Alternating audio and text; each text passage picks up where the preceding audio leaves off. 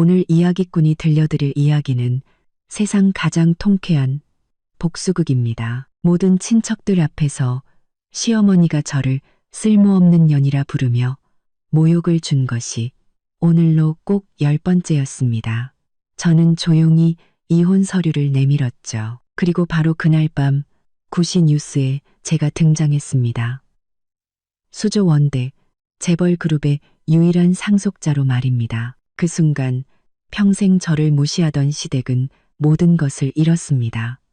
이야기꾼, 지금 시작합니다. 우리 김씨 집안은 대체 무슨 업보를 지었길래 너 같은 쓸모없는 걸 며느리로 들여서. 시어머니 최순자 여사의 날카롭고 악독한 목소리가 녹슨 톱처럼 시끄러운 거실 안에서 제 고막을 계속해서 헤집어 놓았습니다. 화기애애해야 할 가족 모임의 분위기는 순식간에 박살이 났죠. 오늘은 시아버지 김영철 씨의 환갑 잔칫날이었습니다. 집안은 온갖 친척들로 가득 차 있었고 북적이는 사람들 틈으로 상다리가 부러져라 차려진 진수성찬이 보였습니다. 공기 중에는 갈비찜 익는 냄새와 사람들의 가식적인 안부 인사가 뒤섞여 떠다녔죠.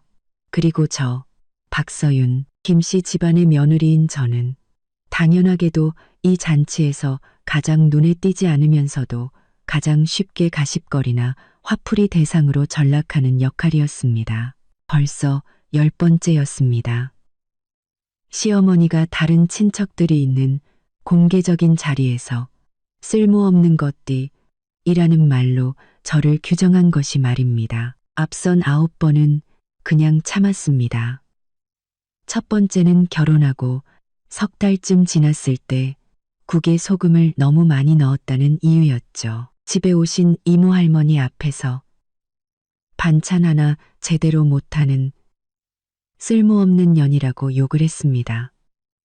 두 번째는 결혼 1주년 때였습니다. 제가 아르바이트에서 번 돈으로 남편 김진우에게 넥타이를 사줬다는 이유였죠. 시어머니가 눈독 들이던 금팔찌를 사주지 않았다고 가족 식사 자리에서 젓가락을 집어던지며 돈 몇 푼 벌지도 못하면서 헛돈이나 쓰는 속셈이 글러먹은 쓸모없는 것이라고 했습니다. 세 번째, 네 번째, 그리고 오늘 10번째까지 이유는 정말 사소했습니다. 그저 제가 국그릇을 식탁에 올리다가 손이 미끄러져 국물 몇 방울이 새로 산 식탁보에 튀었기 때문입니다. 네, 인정합니다. 어쩌면 완전히 손이 미끄러진 건 아니었을지도 모릅니다. 시어머니가 N번째로 친척들에게 자기 아들이 얼마나 잘났는지 자랑하고 저에 대해서는 애도 못 낳고 내세울 친정도 없는 애라는 식으로 깎아내리는 말을 들었을 때 제 손가락이 통제 불능으로 떨렸던 건 사실이니까요. 어머니, 국물 몇 방울 튄 거 가지고 뭘 그러세요. 닦으면 되잖아요. 제 남편 김진우는 상석 옆에 앉아 눈꺼풀 하나 까딱하지 않고 툭 내뱉었습니다. 그리고는 다시 스마트폰으로 고개를 숙였죠. 그의 관심은 영원히 그 빛나는 액정 위에 있거나 아니면 어떤 여사친과 뜨거운 대화를 나누는 데 있는 것 같았습니다. 전 똑똑히 봤습니다. 그의 휴대폰 메신저에 가득한 수상한 대화 기록들을요. 제가 그에 대해 따져 물으면 그는 늘 신경질적으로 의부증이냐, 쓸데없는 생각 좀 그만해라, 돈도 못 버는 주제에 의심만 많다고 쏘아붙일 뿐이었습니다. 닦아? 말이 쉽지. 최순자 여사는 마치 불붙은 폭죽처럼 터져나왔습니다. 목소리가 한 톤 더 높아졌죠. 이거 오늘을 위해서 내가 특별히 산 실크 식탁보야. 100만 원도 넘는 거라고. 근데 이 돈만 축내는 년이 다 망쳐놨잖아. 진우야, 네가 데려온 마누라 좀 봐라. 얘가 우리 집에 들어온 뒤로 뭐 하나 제대로 된 게 있어?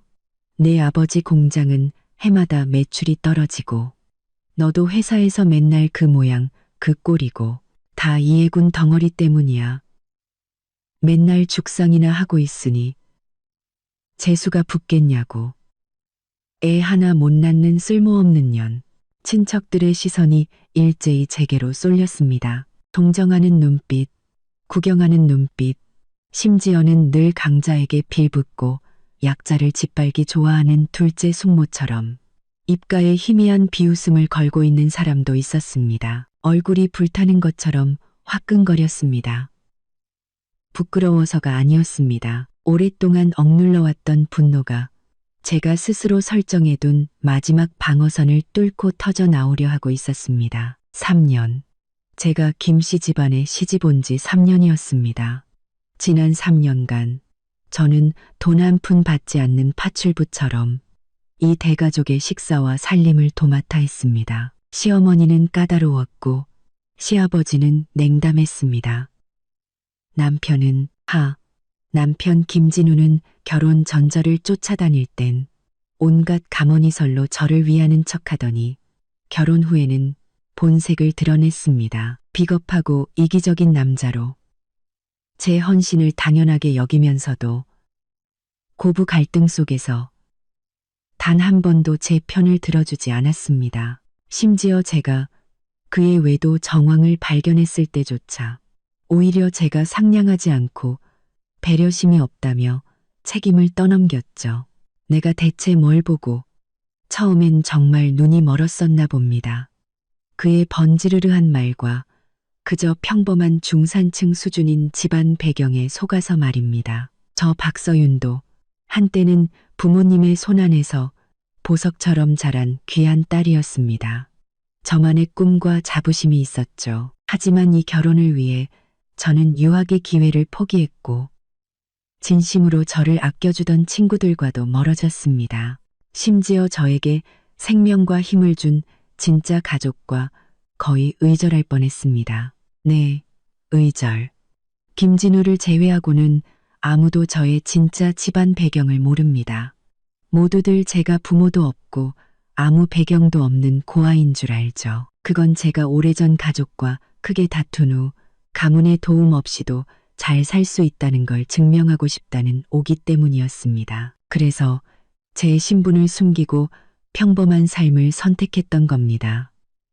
사실 김씨 집안은 우리 가문의 계열사 중 하나에 납품하는 아주 보잘것없는 작은 협력업체에 불과합니다. 김영철 씨가 운영하는 그 망해가는 공장은 우리 가문이 손가락 사이로 흘려주는 작은 일감 덕에 겨우 연명하고 있을 뿐이죠. 이 비밀을 저는 3년간 지켰습니다. 처음엔 생각했습니다. 김진우가 나에게 잘해주고 진심으로 사랑만 해준다면 이런 허울 좋은 배경 따위는 상관없다고요. 하지만 현실은 제 뺨을 사정없이 후려쳤습니다. 그들은 그럴 자격이 없었습니다. 저의 진짜 신분을 알 자격도 저희 가문의 아주 작은 도움이라도 받을 자격조차도 없었습니다. 쓸모없는 것. 최순자 여사는 여전히 쉬지 않고 떠들어댔습니다. 침이 제 얼굴에 튈 것만 같았죠. 우리 진우가 마음이 착해서 너 같은 걸 걷어주지 않았으면 지금쯤 어느 길바닥에서 쓰레기나 줍고 있었을 년이야.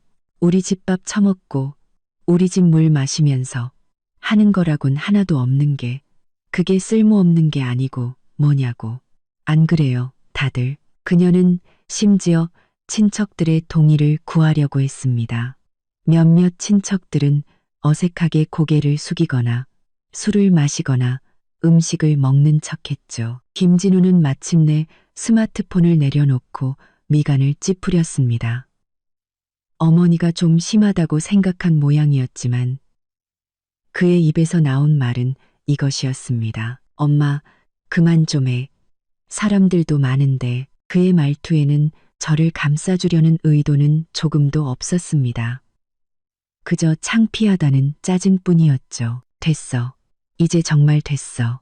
이 10번째 쓸모없는 것이라는 말은 제 마음속 모든 미련과 이 결혼에 대한 헛된 환상을 짓밟는 마지막 지푸라기였습니다. 동시에 제 마음 깊숙한 곳에 굳게 잠겨 있던 저의 진짜 책임과 사명에 대한 상자를 여는 열쇠가 되었습니다. 동시에 진짜 책임과 사명에 대한 상자를 여는 열쇠가 되었습니다. 저는 깊게 숨을 들이쉬었습니다. 가슴 속에서 들끓던 감정이 순식간에 가라앉는 것이 느껴졌습니다. 대신 그 자리에는 얼음장처럼 차갑고 전례 없이 평온한 감정이 들어섰습니다. 저는 고개를 들어 최순자 여사를 똑바로 쳐다보았습니다. 얼굴에는 심지어 아주 옅고 기이하기까지 한 미소가 떠올랐습니다. 제 미소를 본 최순자 여사의 욕설이 순간 멎었습니다. 그녀는 당황한 듯 보였죠. 아마도 늘 당하고만 살던 순종적인 며느리가 이런 표정을 지을 거라고는 상상도 못했을 겁니다. 김진우도 저의 이상한 낌새를 눈치챘는지 의아한 눈빛을 보냈습니다. 집 안가득한 친척들의 크고 작은 시선 속에서 저는 더 이상 다투지도 울지도 않았습니다. 과거처럼 조용히 부엌으로 숨어버리지도 않았죠. 저는 그저 천천히 그리고 아주 침착하게 제가 늘 들고 다니던 달아서 색이 바른 캔버스 가방에서 서류 한 뭉치를 꺼냈습니다. 서류는 얇았지만 표지에 적힌 네 글자는 천군만마와 같은 무게를 가지고 있었습니다. 이혼 합의서. 저는 식탁 상석으로 걸어가 그 합의서를 김진우의 바로 앞에 가볍지만 단호한 힘을 실어 밀어놓았습니다. 종이가 유리 식탁에 닿으며 탁 하는 날카로운 소리를 냈습니다.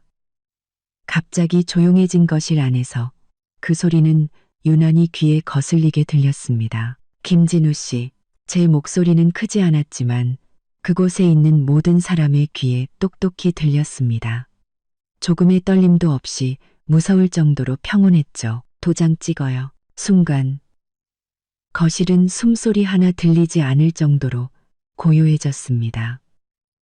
모든 사람들이 경악했습니다. 김진우와 최순자 여사도 마찬가지였죠. 그들은 아마 제가 예전처럼 꾹 참거나 기껏해야 방으로 들어가 문을 잠그고 한바탕 우는 것으로 끝날 줄 알았을 겁니다. 이혼, 그것은 그들이 단 한 번도 상상해보지 못한 선택지였습니다. 쓸모없는 것, 의지할 곳 없는 고아가 어떻게 감히 이혼을 입에 올릴 수 있단 말입니까? 김씨 집안을 떠나면 어떻게 살아갈 것이라고. 김진우가 가장 먼저 정신을 차렸습니다. 그는 마치 뜨거운 것에 댄 것처럼 벌떡 고개를 들었습니다. 그의 얼굴에는 믿을 수 없다는 표정과 함께 모욕당했다는 분노가 가득했습니다. 박서윤, 너 미쳤어? 오늘 아버지 환갑이신데 무슨 행패야. 당장 방으로 꺼져.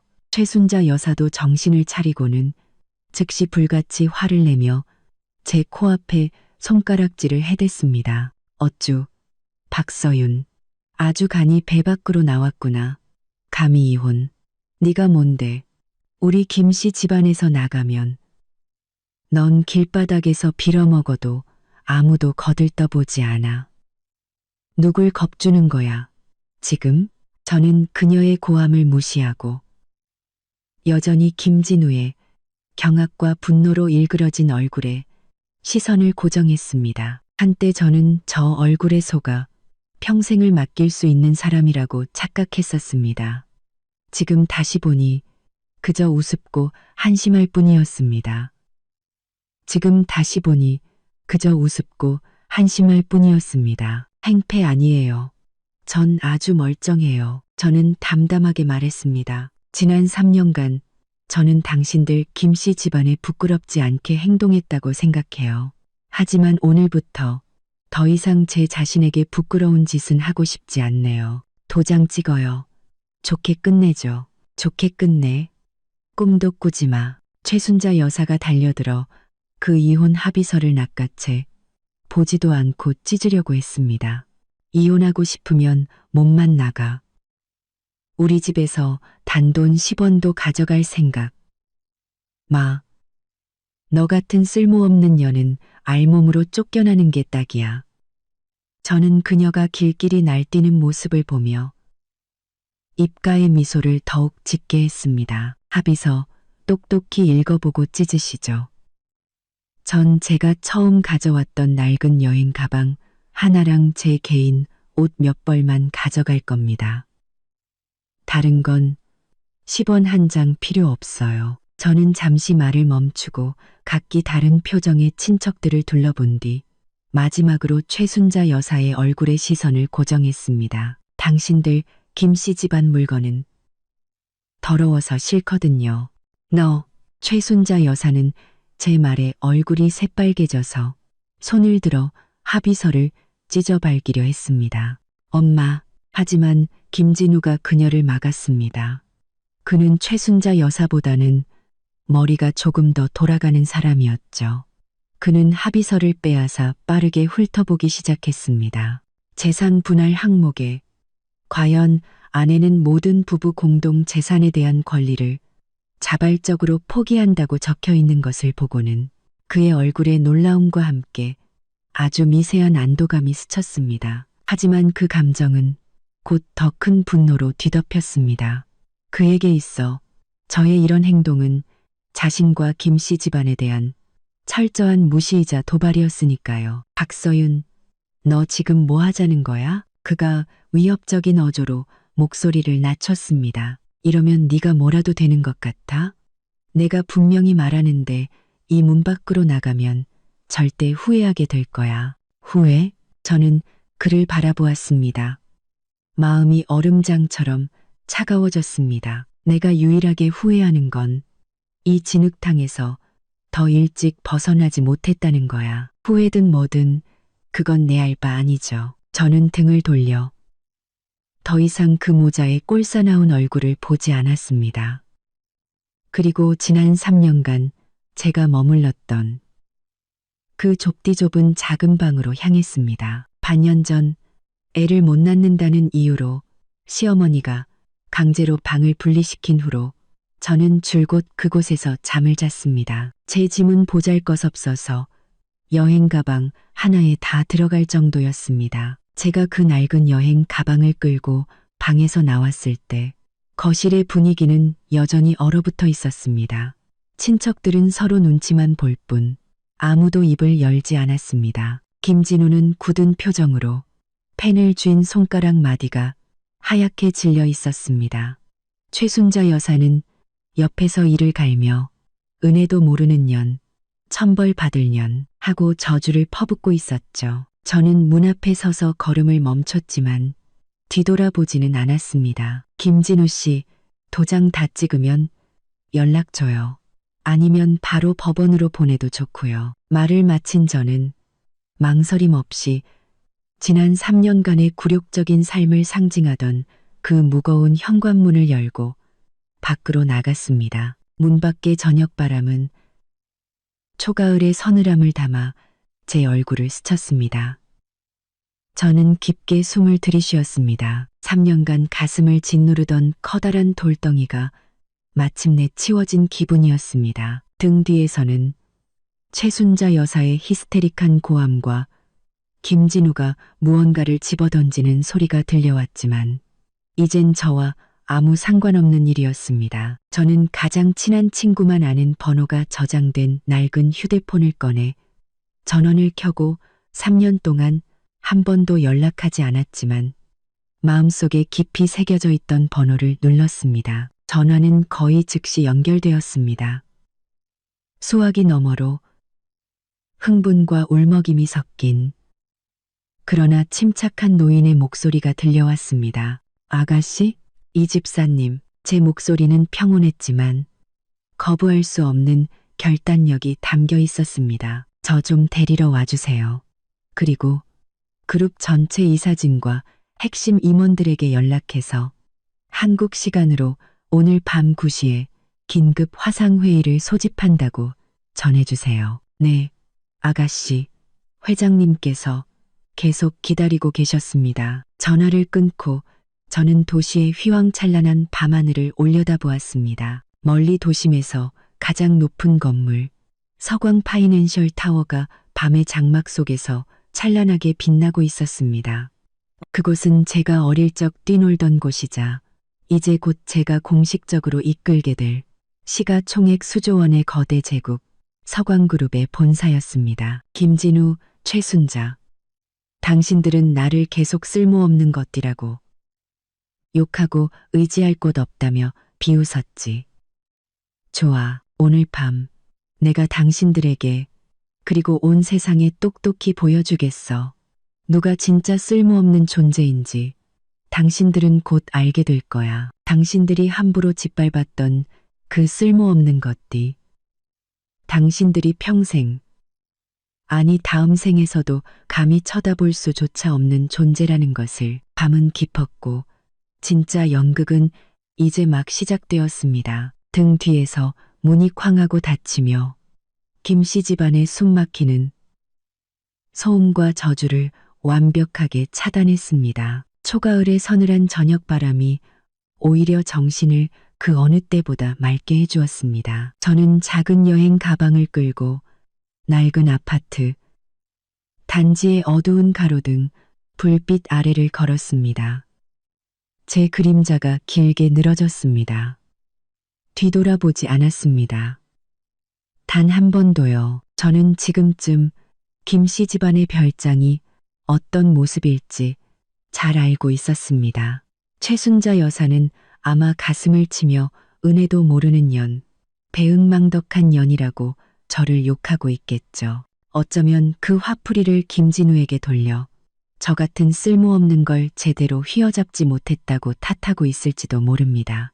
김진우는 그처럼 자존심은 강하면서 속은 비어있는 남자는 자기가 늘 무시하던 아내에게 공개적으로 이혼 서류를 받은 것에 대해 저를 잃은 슬픔보다는 체면을 구겼다는 분노를 더 크게 느끼고 있을 겁니다. 그는 아마 분노에 차비서를 찢어버리거나 아직 일말의 이성이 남아있다면 렁징하게 조항을 뜯어보며 제가 어떻게 후회하게 만들지, 제가 길바닥에 나앉았을 때 무릎 꿇고 돌아와 빌기를 기다릴 궁리를 하고 있겠죠. 하지만 안타깝게도 그는 영원히 그날을 기다릴 수 없을 겁니다. 아파트 단지 입구에 평범한 호출 택시 한 대가 서 있었습니다.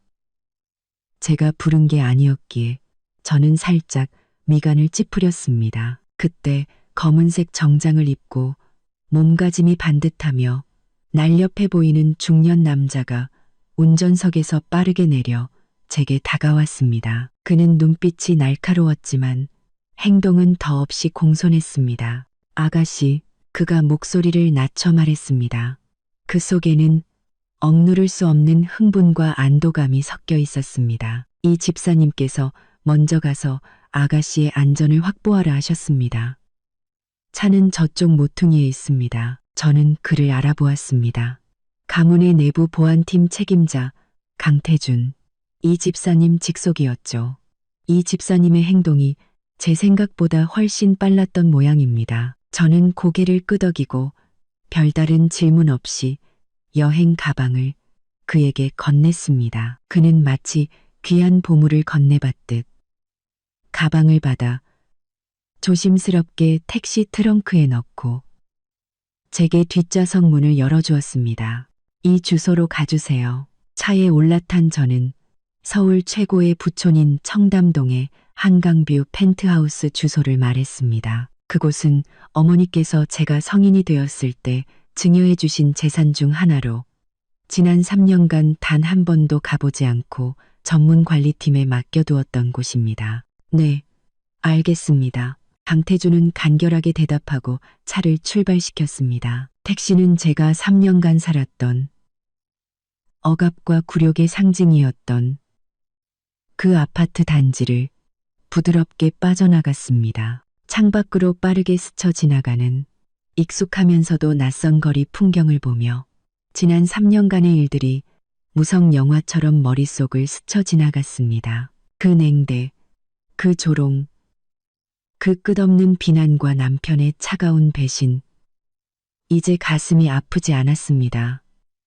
오직 얼음 같은 결의만이 남았죠. 저는 3년의 청춘을 바쳐 피눈물 나는 교훈을 얻었습니다. 사람의 마음을 꿰뚫어 보게 되었고 제 미래의 길도 확실히 보게 되었습니다. 차는 두 블록을 지나 한적한 가로수길 옆에 멈춰 섰습니다. 앞쪽에는 유려한 곡선에 수수하지만 고급스러움을 감출 수 없는 검은색 세단 한 대가 조용히 그림자 속에 서 있었습니다.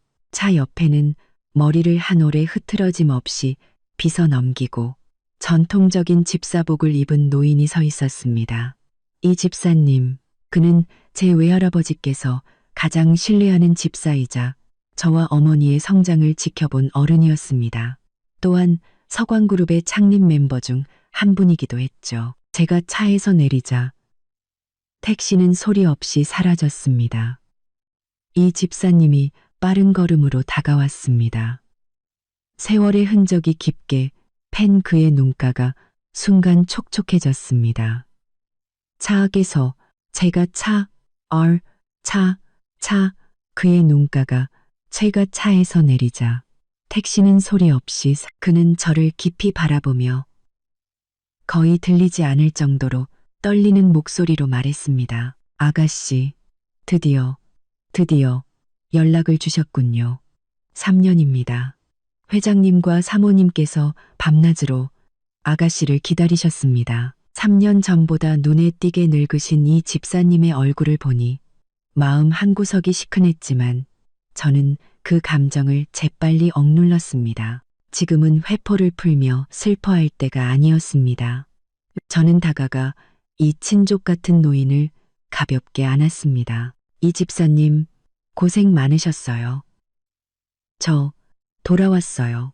6글자의 간단한 말이었지만 이 집사님은 순간 허리를 꼿꼿이 폈고 눈에는 평소의 예리함과 노련함이 돌아왔습니다. 별 말씀을요. 아가씨, 돌아오셨으면 됐습니다.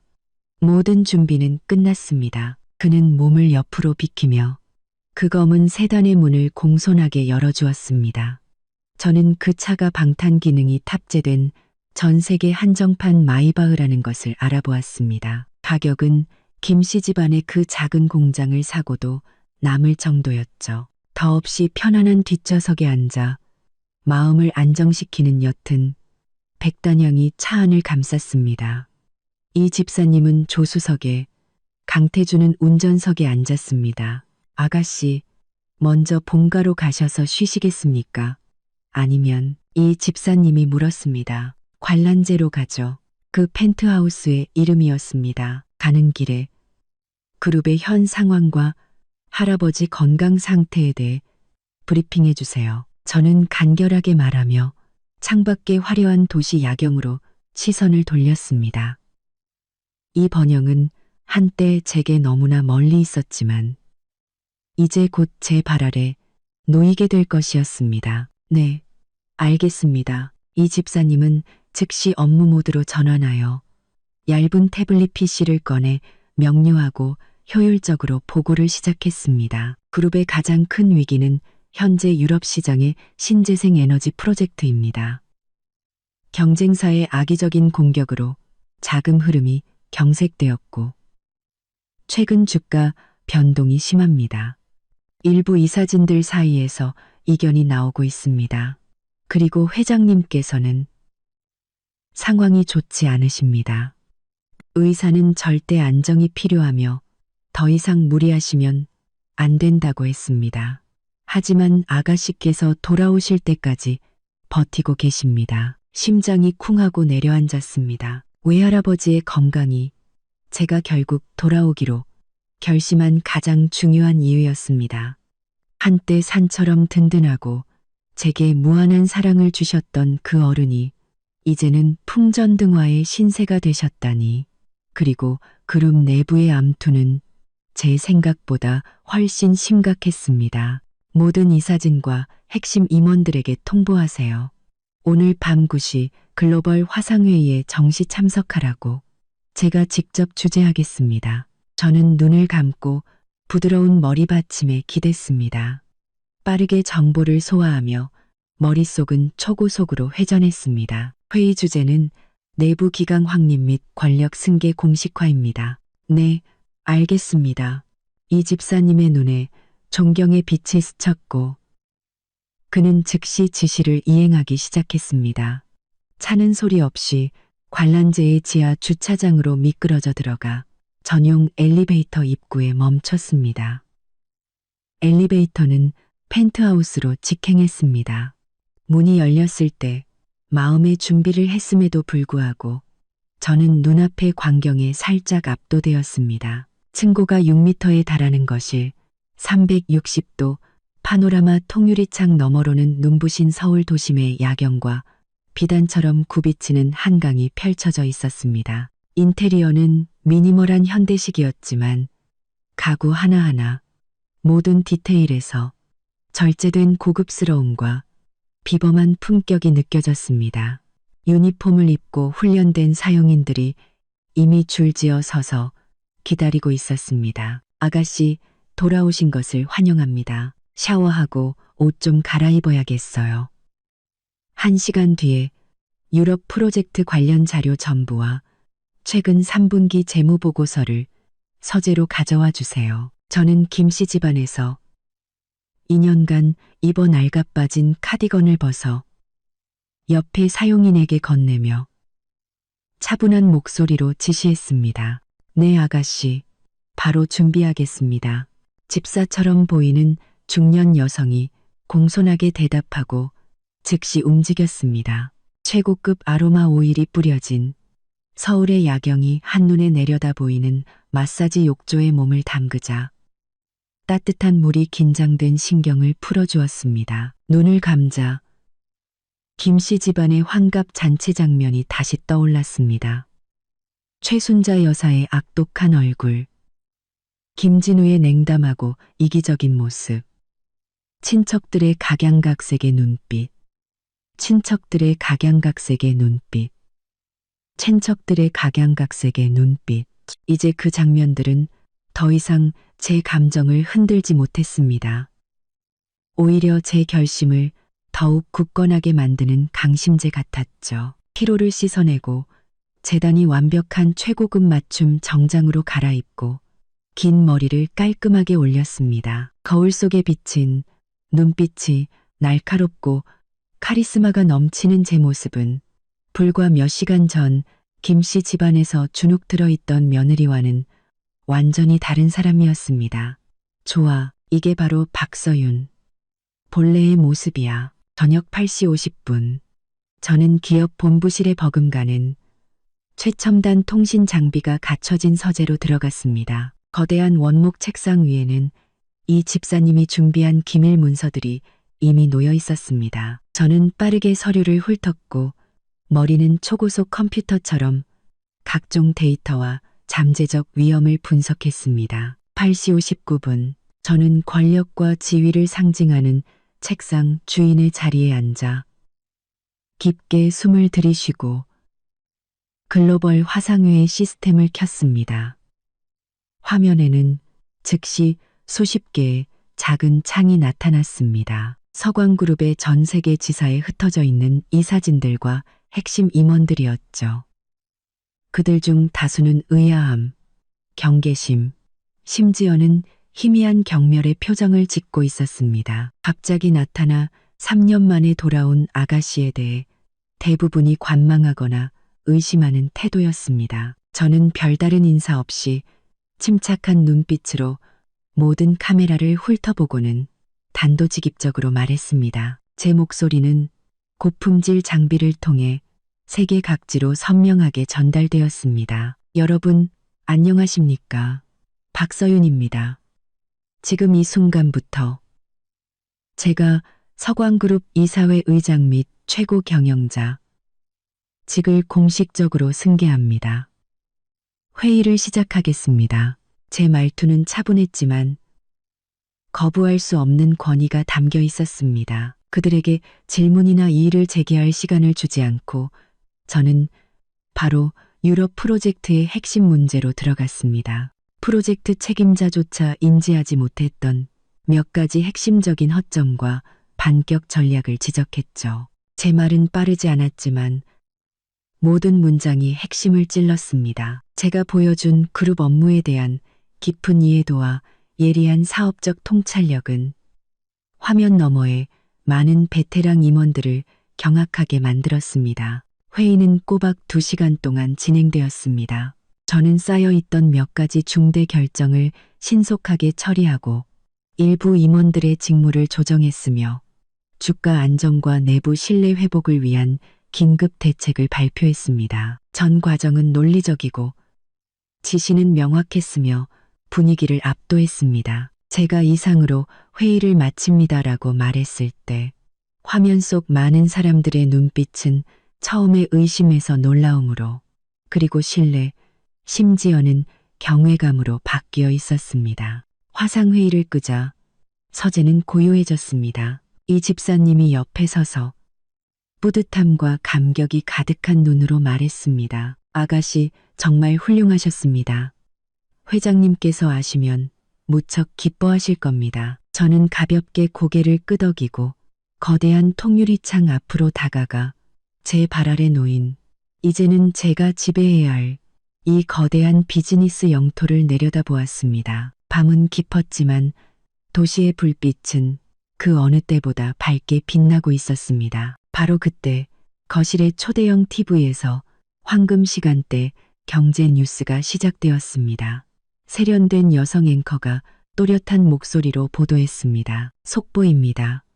재계에 큰 관심을 모았던 수조 원대기업 서광그룹의 경영권 승계가 오늘 저녁 확정되었습니다. 서광그룹의 창업주 박 회장은 건강상의 이유로 그룹 이사회 의장 및 최고 경영자직에서 공식적으로 사임했으며 그의 유일한 상속자인 외손녀 박서윤 씨가 모든 직책을 승계하게 되었습니다. 박서윤 신임 회장은 젊은 나이에도 불구하고 이미 가족과 이사회의 전폭적인 지지를 확보했으며 풍부한 국제적 감각과 탁월한 경영 능력을 갖춘 것으로 알려졌습니다. 이번 안정적인 경영권 승계는 서광그룹이 새로운 발전의 장을 열게 될 것을 예고하고 있습니다. TV 화면에는 시기적절하게 제가 대학 시절 해외 연수 중에 찍었던 사진과 함께 서광그룹 본사의 웅장한 모습이 비쳤습니다. 앵커의 목소리가 넓은 거실에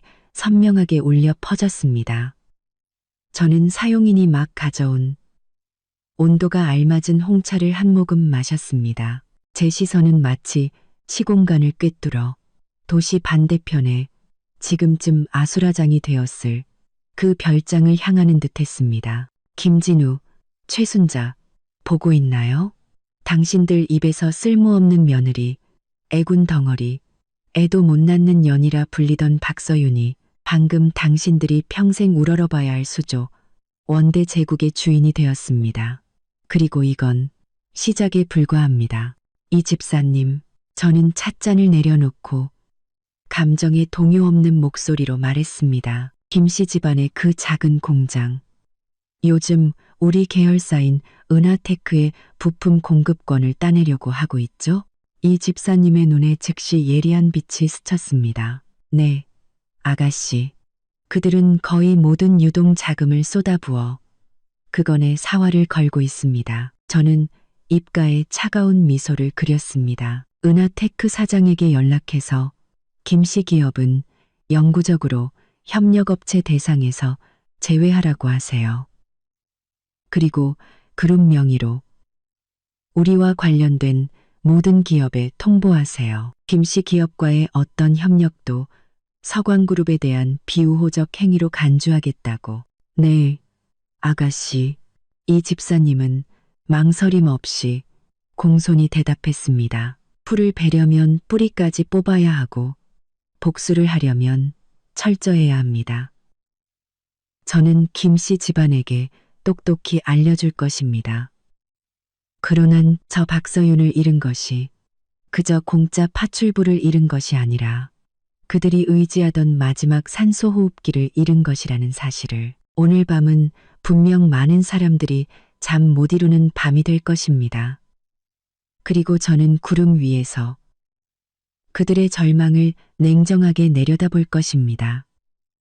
대시말설이 분명 많은 사람들이 대시말 사람 반은 대시만 굿대 그룹대 대시말설일 때 서재에는 저와 이 집사님만 남아 있었습니다. 공기 중에는 방금 끝난 화상회의에 보이지 않는 압박감과 에너지가 여전히 감돌고 있었습니다. 거대한 통유리창 밖으로 도시의 네온사인은 흐르는 은하수 같았고 저는 그 은하수의 정상에 서 있었습니다. TV에서는 제가 수조원대 제국을 상속했다는 뉴스가 끝나고 다음 국제 시사로 넘어갔지만 그 보이지 않는 충격파는 분명 빛의 속도로 도시 구석구석, 특히 어떤 특정인들의 귀에 전달되었을 겁니다. 아가씨, 방금 끓인 인삼차입니다. 목 좀 축이십시오. 이 집사님이 따뜻한 청자 찻잔을 제 손변에 조용히 놓아주었습니다. 그의 눈에는 감출 수 없는 안쓰러움과 자랑스러움이 담겨 있었습니다. 방금 고생 많으셨습니다. 저는 고개를 저으며 찻잔을 들었습니다. 따뜻한 액체가 목을 타고 내려가며 온기를 전했지만 마음은 오히려 얼음장처럼 차갑고 맑아졌습니다. 고생이라. 김씨 집안에서 보낸 3년간의 정신적 고문에 비하면 방금 2시간의 지위는 오히려 해방감이었습니다. 저 박서윤이 원래 있어야 할 곳이 그 비좁은 부엌에서 부당한 비난을 견디는 것이 아니라 바로 여기라는 것을 확인하는 시간이었죠. 김씨 집안 쪽은 무슨 소식 있나요?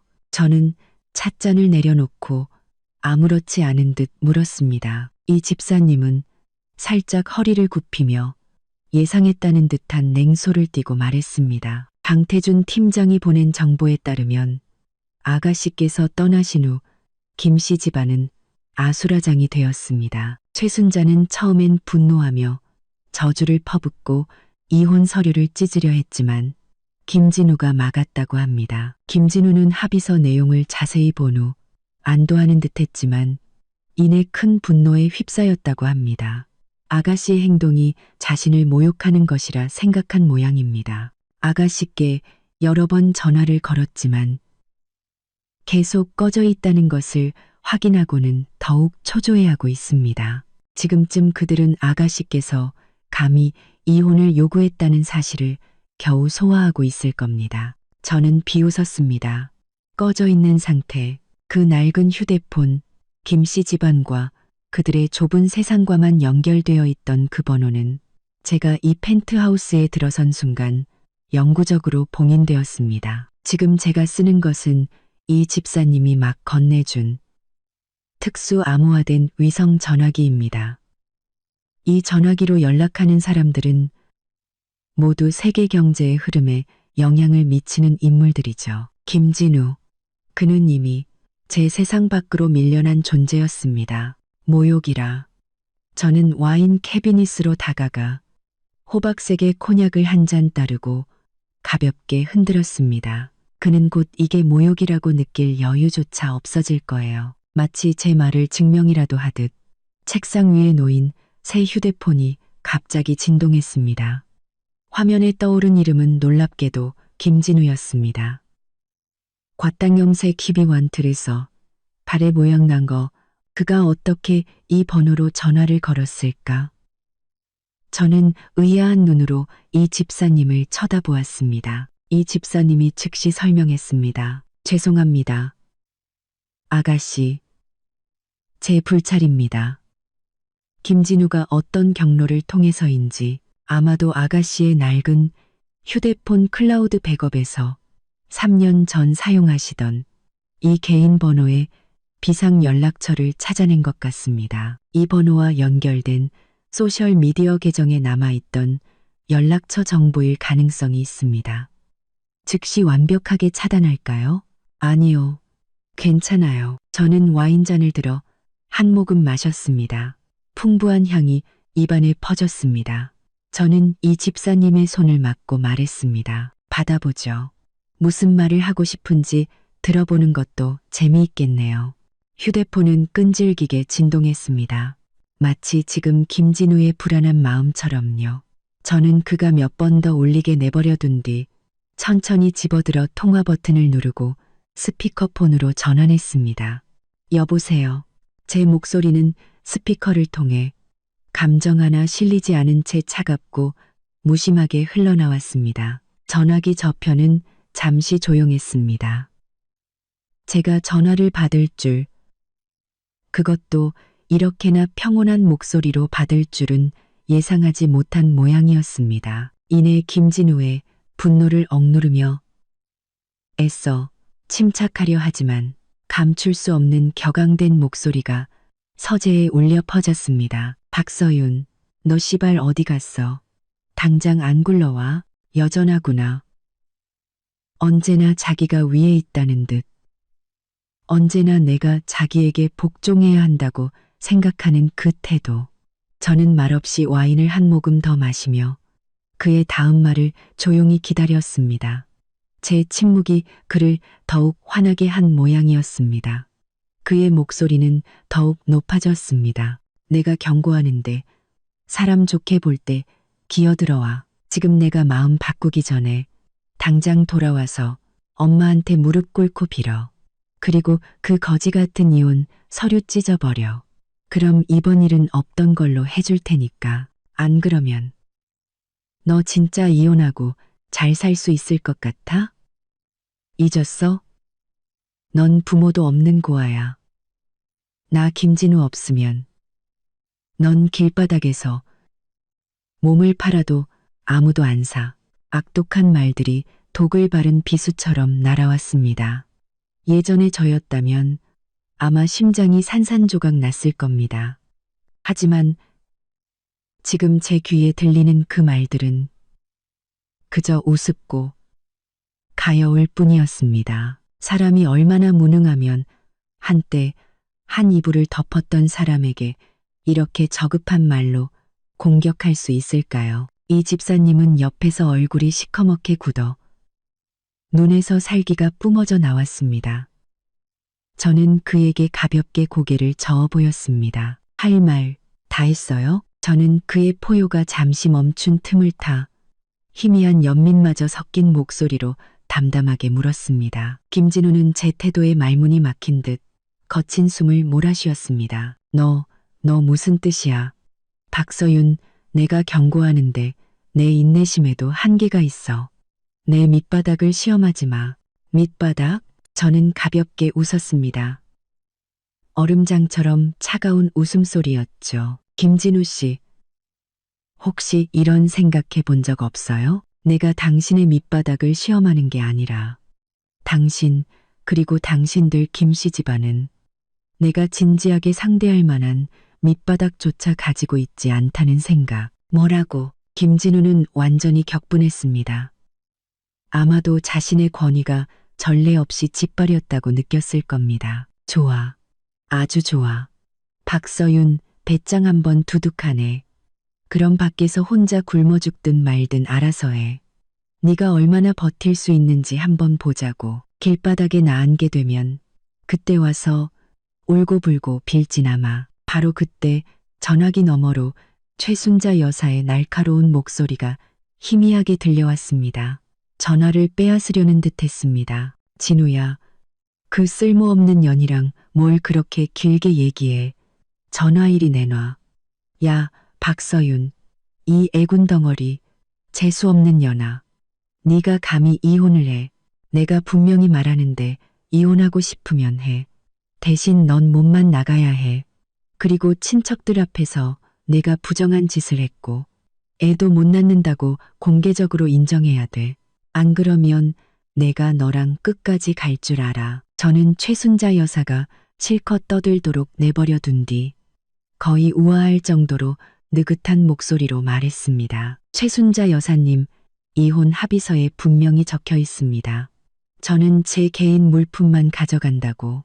알몸으로 쫓겨나길 원하신다면 그렇게 해드리죠. 그리고 누가 애를 못 낳는 문제에 대해서는 저는 잠시 말을 멈추고 비웃는 듯한 목소리로 덧붙였습니다. 당신 아들 김진우 씨부터 병원에 가서 정밀 검사 한번 받아보라고 하세요. 모든 문제가 꼭 여자에게만 있는 건 아니니까요. 무슨 헛소리야. 김진우의 목소리는 순간 공포에 질린 듯 날카로워졌습니다. 마치 꼬리를 밟힌 고양이처럼요. 박서윤, 너 시발 함부로 짓거리지 마. 최순자 여사도 목이 졸린 듯 순간 말이 끊겼다가 이내 더 크게 폭발했습니다. 미친년, 네가 감히 내 아들을 저주해? 천벌받을 년. 그들의 반응은 너무나 격렬했고 너무나 찔리는 구석이 있어 보였습니다. 제 마음속에 남아있던 과거의 정한 조각마저 완전히 사라졌습니다. 칼날, 저의 이전 추측이 틀리지 않았던 모양입니다. 김진우의 몸에 정말 문제가 있었던 거죠. 참으로 아이러니한 발견이었습니다. 저는 더 이상 그 모자의 진부한 욕설을 들을 가치를 느끼지 못하고 오늘 통화의 진짜 목적으로 바로 들어갔습니다. 그들에게 날리는 마지막 일격이었죠. 김진우 씨, 제 목소리는 갑자기 얼음장처럼 차갑고 압도적으로 변했습니다. 전화선을 타고도 그 냉기가 느껴질 정도였죠. 당신들 김씨 집안, 요즘 은하테크의 그 협력업체 자리를 따내려고 사활을 걸고 있죠. 전화기 접혀는 순간 죽음과 같은 정적에 휩싸였습니다. 몇 초 후 김진우의 믿을 수 없다는 듯 떨리는 목소리가 들려왔습니다. 네가 그걸 어떻게 알아? 박서윤, 너 그거 알아서 뭐 하려고? 내가 경고하는데 쓸데없는 짓 할 생각 마. 그 프로젝트는 우리 집에 아주 중요해. 너 같은 여자가 알 바 아니라고. 알 필요 없어요. 제 말투는 가볍지만 천군만마의 무게를 담고 있었습니다. 그냥 통보하는 거예요. 그 자리 김씨 기업은 영구적으로 탈락이라고. 뭐? 개소리 하지 마. 김진우는 이성을 잃고 소리쳤습니다. 네가 뭔데? 네가 탈락이면 탈락이야? 박서윤, 너 진짜 미쳤구나.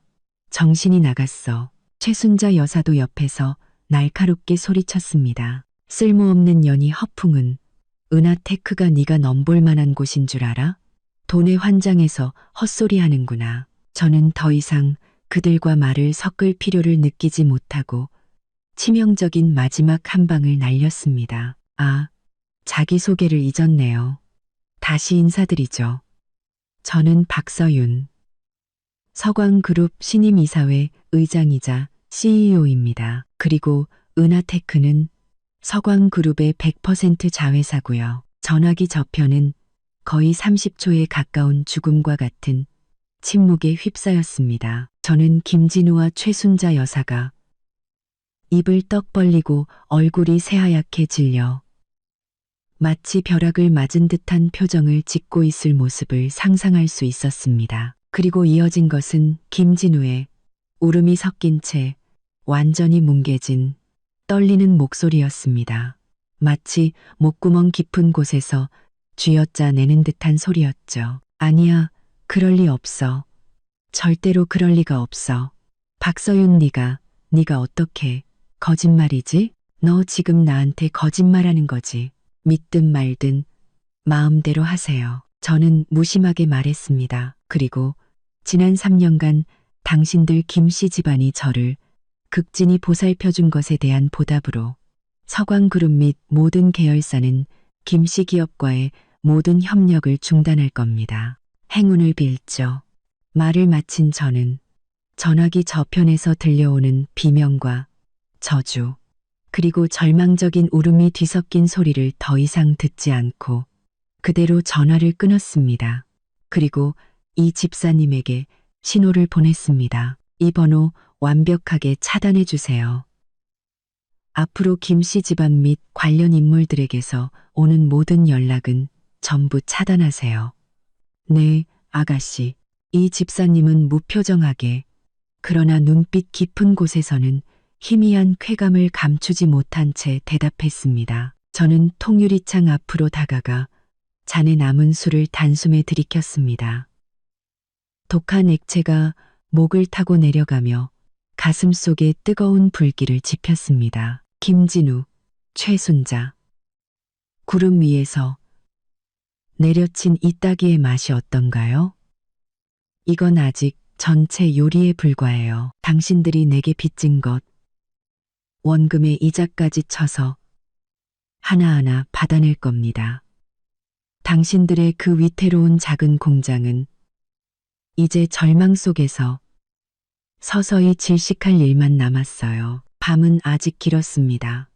전화를 끈 차 서재는 다시 고요해졌습니다. 창밖에 꺼지지 않는 도시의 불빛만이 마치 수많은 냉정한 눈동자처럼 인간 세상의 희로애락을 지켜보고 있었습니다. 저는 전화기 저편에 김씨 집안 별장이 지금쯤 지옥 같은 풍경을 연출하고 있을 것이라고 상상할 수 있었습니다. 이 집사님은 조용한 수호신처럼 곁에 서 있었습니다. 그는 굳이 묻지 않아도 제 몇 마디 말과 차가운 표정만으로 모든 것을 꿰뚫어 보았죠. 아가씨, 강태준 팀장에게 김씨 집안의 후속 반응을 주시하라고 할까요? 이 집사님이 조심스럽게 물었습니다. 그는 어떤 상처는 스스로 돌봐야 하고 어떤 복수는 스스로의 호흡으로 이끌어가야 한다는 것을 잘 알고 있었지만 모든 상황을 통제해야 하는 책임감도 느끼고 있었습니다. 저는 손을 저으며 와인 캐비닛으로 가 코냑을 반잔 더 따랐습니다. 호박색 액체가 크리스털 잔 안에서 차가운 빛을 반사하며 흔들렸습니다. 아니요. 패배한 개들의 울음소리는 들어봤자 소음만 늘어날 뿐이에요. 제 목소리는 감정의 폭풍을 겪었다고는 믿기지 않을 만큼 평온했습니다. 그들이 스스로 이 놀라운 소식을 소화하게 두세요.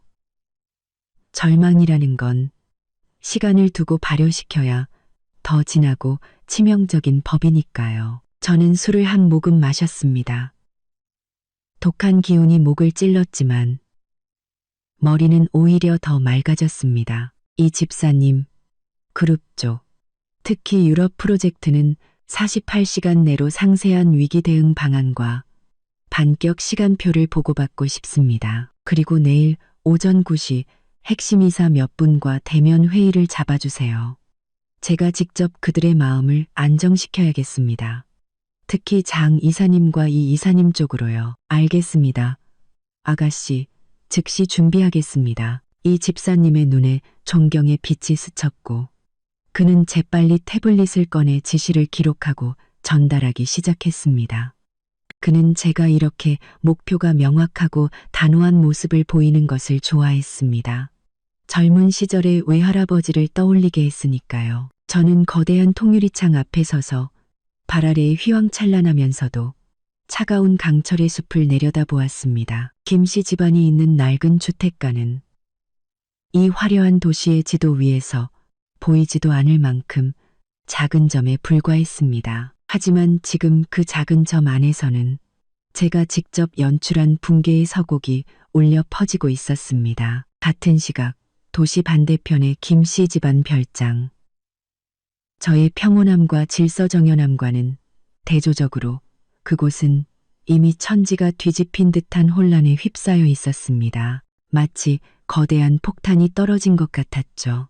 아니야, 절대로 그럴 리 없어. 김진우는 갇힌 짐승처럼 어지러운 거실을 미친 듯이 오갔습니다. 그의 눈은 충혈되었고 머리는 쥐어뜯어 엉망이었습니다. 그는 여전히 뚝뚝 소리만 나는 휴대폰을 마치 마지막 구명줄인 양 꽉 쥐고 있었습니다. 박서윤, 그 쓸모없는 게 어떻게 서광그룹 상속자야. 걘 부모도 없는 고아라고. 분명 날 속이려는 거야. 맞아, 이건 사기야. 이혼하려고 수를 쓴 거라고. 최순자 여사는 값비싼 가죽 소파에 주저앉아 얼굴이 종이장처럼 하얗게 질린 채 입술을 부들부들 떨고 있었습니다. 아까의 그 기세등등한 모습은 온데간데 없고 엄청난 공포와 불신에 사로잡혀 있었습니다. 서광그룹, 수조원대 제국. 그 애군 덩어리가, 그 애가, 그녀는 옆에 앉아 동영 얼굴이 굳어 아무 말도 못하고 있는 시아버지 김영철의 팔을 붙잡았습니다. 여보, 당신 말 좀 해봐요. 이게 진짜예요? 그 천하의 몹쓸 년이, 그 애가 정말. 김영철은 그녀의 손을 거칠게 뿌리쳤습니다. 얼굴은 시커멓게 굳었고 가슴이 거칠게 오르내렸습니다. 그는 사업가였습니다. 비록 규모는 작았지만 최순자나 김진우보다는 서광그룹이라는 네 글자의 무게를 훨씬 잘 알고 있었죠. 그것은 이 도시에, 아니, 이 나라 전체에 군림하는 거대 기업이었습니다. 그들 같은 작은 회사는 우러러보며 어떻게든 관계를 맺으려고 애써야 하는 존재였죠. 그들 같은 작은 회사는 우러러보며 만약 박서윤이 정말 서광의 상속자라면 그 결과는 상상조차 하기 싫었습니다. 닥쳐. 김영철이 낮게 소리쳤습니다. 이마에 핏대가 섰죠. 당신들이 저지른 짓 좀 봐. 내가 예전부터 서윤이한테 잘해주라고 했잖아. 근데 귓등으로도 안 듣더니. 이제 어쩔 거야. 하늘이 무너질 판이라고. 그걸 어떻게 우리가 알아요. 김진우는 꼬리를 밟힌 듯 격하게 반박했습니다. 그렇게 깊이 숨기고 있을 줄 누가 알았겠냐고요. 걘 사기꾼이야. 우리를 3년 동안 속였다고요. 속여. 김영철은 기가 막혀 온몸을 떨며 김진우의 코앞에 손가락질을 했습니다. 그 애가 우리한테 뭘 얻으려고? 우리 이 보잘것없는 재산을. 아니면 네가 잘해주는 걸. 김진우, 내 양심에 손을 얹고 말해봐. 지난 3년간 네가 그 애한테 어떻게 했는지, 네 엄마는 또 어떻게 했고, 이제 와서 그런 말이 다 무슨 소용이에요. 그럼 이제 어떡해요? 최순자 여사는 마침내 파멸적인 공포를 느끼고 울먹이며 말했습니다. 은하테크 그 프로젝트. 우리 전 재산을 다 쏟아부었잖아요. 은행 대출까지 받았는데 만약에 그게 엎어지면 우리 다 망해요. 그 말은 분노와 부정 속에서 허우적대던 김진우를 정신 차리게 하는 찬물과 같았습니다. 은하테크 프로젝트는 그들 김씨 집안이 재기하여 중견기업으로 발돋움할 수 있는 유일한 기회였습니다. 그들은 그 프로젝트를 위해 거의 모든 유동 자금을 쏟아붓고 공장과 설비를 담보로 은행에서 거액을 대출받았습니다. 만약 이 프로젝트를 잃는다면, 아니, 단순히 프로젝트를 잃는 것뿐만이 아니었습니다. 만약 박서윤의 말이 사실이라면 서광그룹이 김씨 기업을 전면적으로 봉쇄한다면 김진우는 다리가 풀려 주저앉을 뻔했습니다. 그는 거실 테이블로 달려가 허둥지둥 리모컨을 집어들고 TV를 켰습니다. 미친 듯이 채널을 돌렸죠. 뭐 하는 거야? 최순자 여사가 묻자 김진우는 쉰 목소리로 대답했습니다. 뉴스 봐야 해요. 걔가 서광 상속자라고 했잖아요. 만약 진짜라면 뉴스에 나왔을 거라고요. 그는 떨리는 손으로 마침내 아까 제가 상속받았다는 뉴스가 나왔던 그 경제 채널로 돌아갔습니다. 마침 야간 뉴스 재방송이 나오고 있었습니다. 화면에 다시 서광그룹 본사의 모습이 비치고 앵커가 또렷하게 서광그룹 창업주 박 회장은 건강상의 이유로 공식 사임했으며 그의 유일한 상속자인 외손녀 박서윤 씨가 모든 직책을 승계하게 되었습니다. 라고 보도했을 때 김진우는 그대로 굳어버렸습니다. 화면에 나온 것은 비록 몇 년 전의 낡은 사진이었지만 그 얼굴을 그가 못 알아볼 리 없었습니다. 박서윤이었습니다. 그의 집에서 3년간 밥을 하고 3년간 빨래를 하고 그의 어머니에게 3년간 쓸모없는 것이라는 욕을 들었던 바로 그 박서윤. 그 순간 마치 거대한 벼락이 김진우와 최순자, 김영철의 머릿속에 내리꽂히는 것 같았습니다. 마지막 남았던 한 줄기 희망마저 이 재방송 뉴스가 산산조각 내버렸습니다. 진짜였어. 최순자 여사는 눈을 뒤집고 그대로 소파 위로 쓰러졌습니다. 김영철은 비틀거리다 벽을 짚고 겨우 쓰러지지 않았지만 얼굴은 잿빛이었습니다. 망했어. 다 끝났어. 김진우는 온몸의 뼈가 녹아내린 듯 바닥에 주저앉았습니다. 그는 넋 나간 눈으로 TV 화면 속 익숙하면서도 낯선, 지금은 너무나 고귀하고 눈부시게 보이는 그 모습을 바라보며 어떻게 이럴 수가 라고 중얼거렸습니다. 박서윤, 서광그룹, 수조 원대제국.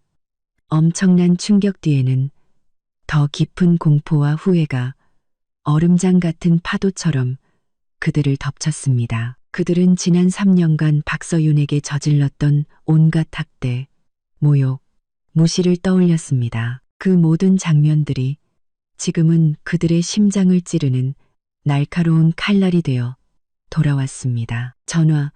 다시 전화 걸어봐. 김진우는 마지막 지푸라기라도 잡는 심정으로 미친 듯이 휴대폰을 집어들어 다시 전화를 걸었습니다. 하지만 수화기에서 들려오는 것은 차갑고 기계적인 고객님께서 전화를 받을 수 없어라는 안내 음성뿐이었습니다. 그는 집 전화로 최순자 여사의 휴대폰으로도 걸어봤지만 결과는 모두 똑같았습니다. 그들은 박서윤의 세계에서 완벽하게 차단당한 것이었습니다. 우릴 죽이려는 거야. 김진우는 절망적으로 소리치며 휴대폰을 바닥에 내동댕이 쳤습니다. 액정은 순식간에 산산조각 났습니다. 바로 그때 김진우의 휴대폰이 갑자기 울렸습니다. 모르는 번호였습니다. 그는 물에 빠진 사람이 허우적대듯 깨진 휴대폰을 주워 전화를 받았습니다. 여보세요? 김 사장님? 나야, 나, 은하테크 구매팀 박 차장. 평소 김 씨 집안에서 뇌물을 적잖이 받아 챙겼던 사람이었습니다. 김 사장님, 이게 어떻게 된 겁니까? 방금 본사에서 직통으로 명령이 내려왔는데 김 씨 기업을 영구적으로 협력업체에서 제외하라고 합니다. 게다가 기사와 관련된 모든 거래를 즉시 조사하라고요. 김 사장님, 대체 어떤 높으신 분한테 밉보이신 겁니까? 이번엔 그룹 최고위층에서 직접 개입한 거라 손쓸 방법이 전혀 없습니다. 김진우는 휴대폰을 든 채 입만 벙긋거릴 뿐 아무 말도 하지 못했습니다. 거친 숨소리만 들릴 뿐이었죠. 그 전화가 끊기자마자 또 다른 전화가 걸려왔습니다. 오랜 기간 거래해온 원자재 공급업체였습니다. 김 사장님, 죄송합니다. 방금 통보를 받았는데 다음 분기 공급 계약은 연장할 수 없게 됐습니다. 기존 주문도 일단 보류해야. 네, 위에서 내려온 지시입니다. 김 씨 기업이 블랙리스트에 올랐다고. 어쨌든 안 된답니다. 위약금은 저희가 물겠습니다. 이어서 은행의 대출 담당자도 전화를 걸어왔습니다. 말투는 차갑고 사무적이었습니다. 김진우 씨, 귀사의 중대한 경영 위기가 발생함에 따라 저희 은행은 귀사의 담보대출을 조기 회수하기로 결정했습니다. 사명업일 내로 원리금을 모두 상환해 주시기 바랍니다. 그렇지 않을 경우 법적 절차에 따라 담보물을 처분하겠습니다. 전화는 쉴 새 없이 마치 저승사자의 부름처럼 이어지며 김 씨 집안을 한 걸음 한 걸음 나락으로 밀어 넣었습니다. 협력업체들의 절교선언, 은행의 빚 독촉, 핵심 프로젝트의 상실, 이 모든 것이 제가 전화를 끊은 지 불과 1시간 만에 벌어진 일이었습니다. 서광그룹이라는 거대한 항공모함은 굳이 직접 나설 필요도 없었습니다. 그저 태도 하나를 보이는 것만으로도 김씨 집안 같은 작은 돛담배는 시장의 거친 파도 속에서 순식간에 뒤집힐 수 있었죠. 거실에서 인공호흡으로 겨우 깨어난 최순자 여사는 소파에 주저앉아 통곡하고 있었습니다. 입으로는 횡설수설 저를 독사 같은 년이라고 욕했다가 그때 잘해줄 걸 하며 후회의 눈물을 쏟아냈습니다. 김영철은 잿빛 얼굴로 곁에 앉아 텅 빈 눈으로 허공을 응시하고 있었습니다. 마치 한순간에 20년은 늙어버린 것 같았죠. 김진우는 머리를 감싸쥔 채 바닥에 웅크려 공포와 절망으로 온몸을 부들부들 떨고 있었습니다. 그는 제가 전화해서 마지막으로 했던 행운을 빌죠 라는 차가운 말을 떠올렸습니다. 그것은 축복이 아니었습니다. 승리자의 오만한 죽음의 선고였던 겁니다. 끝났다. 모든 것이 끝났다.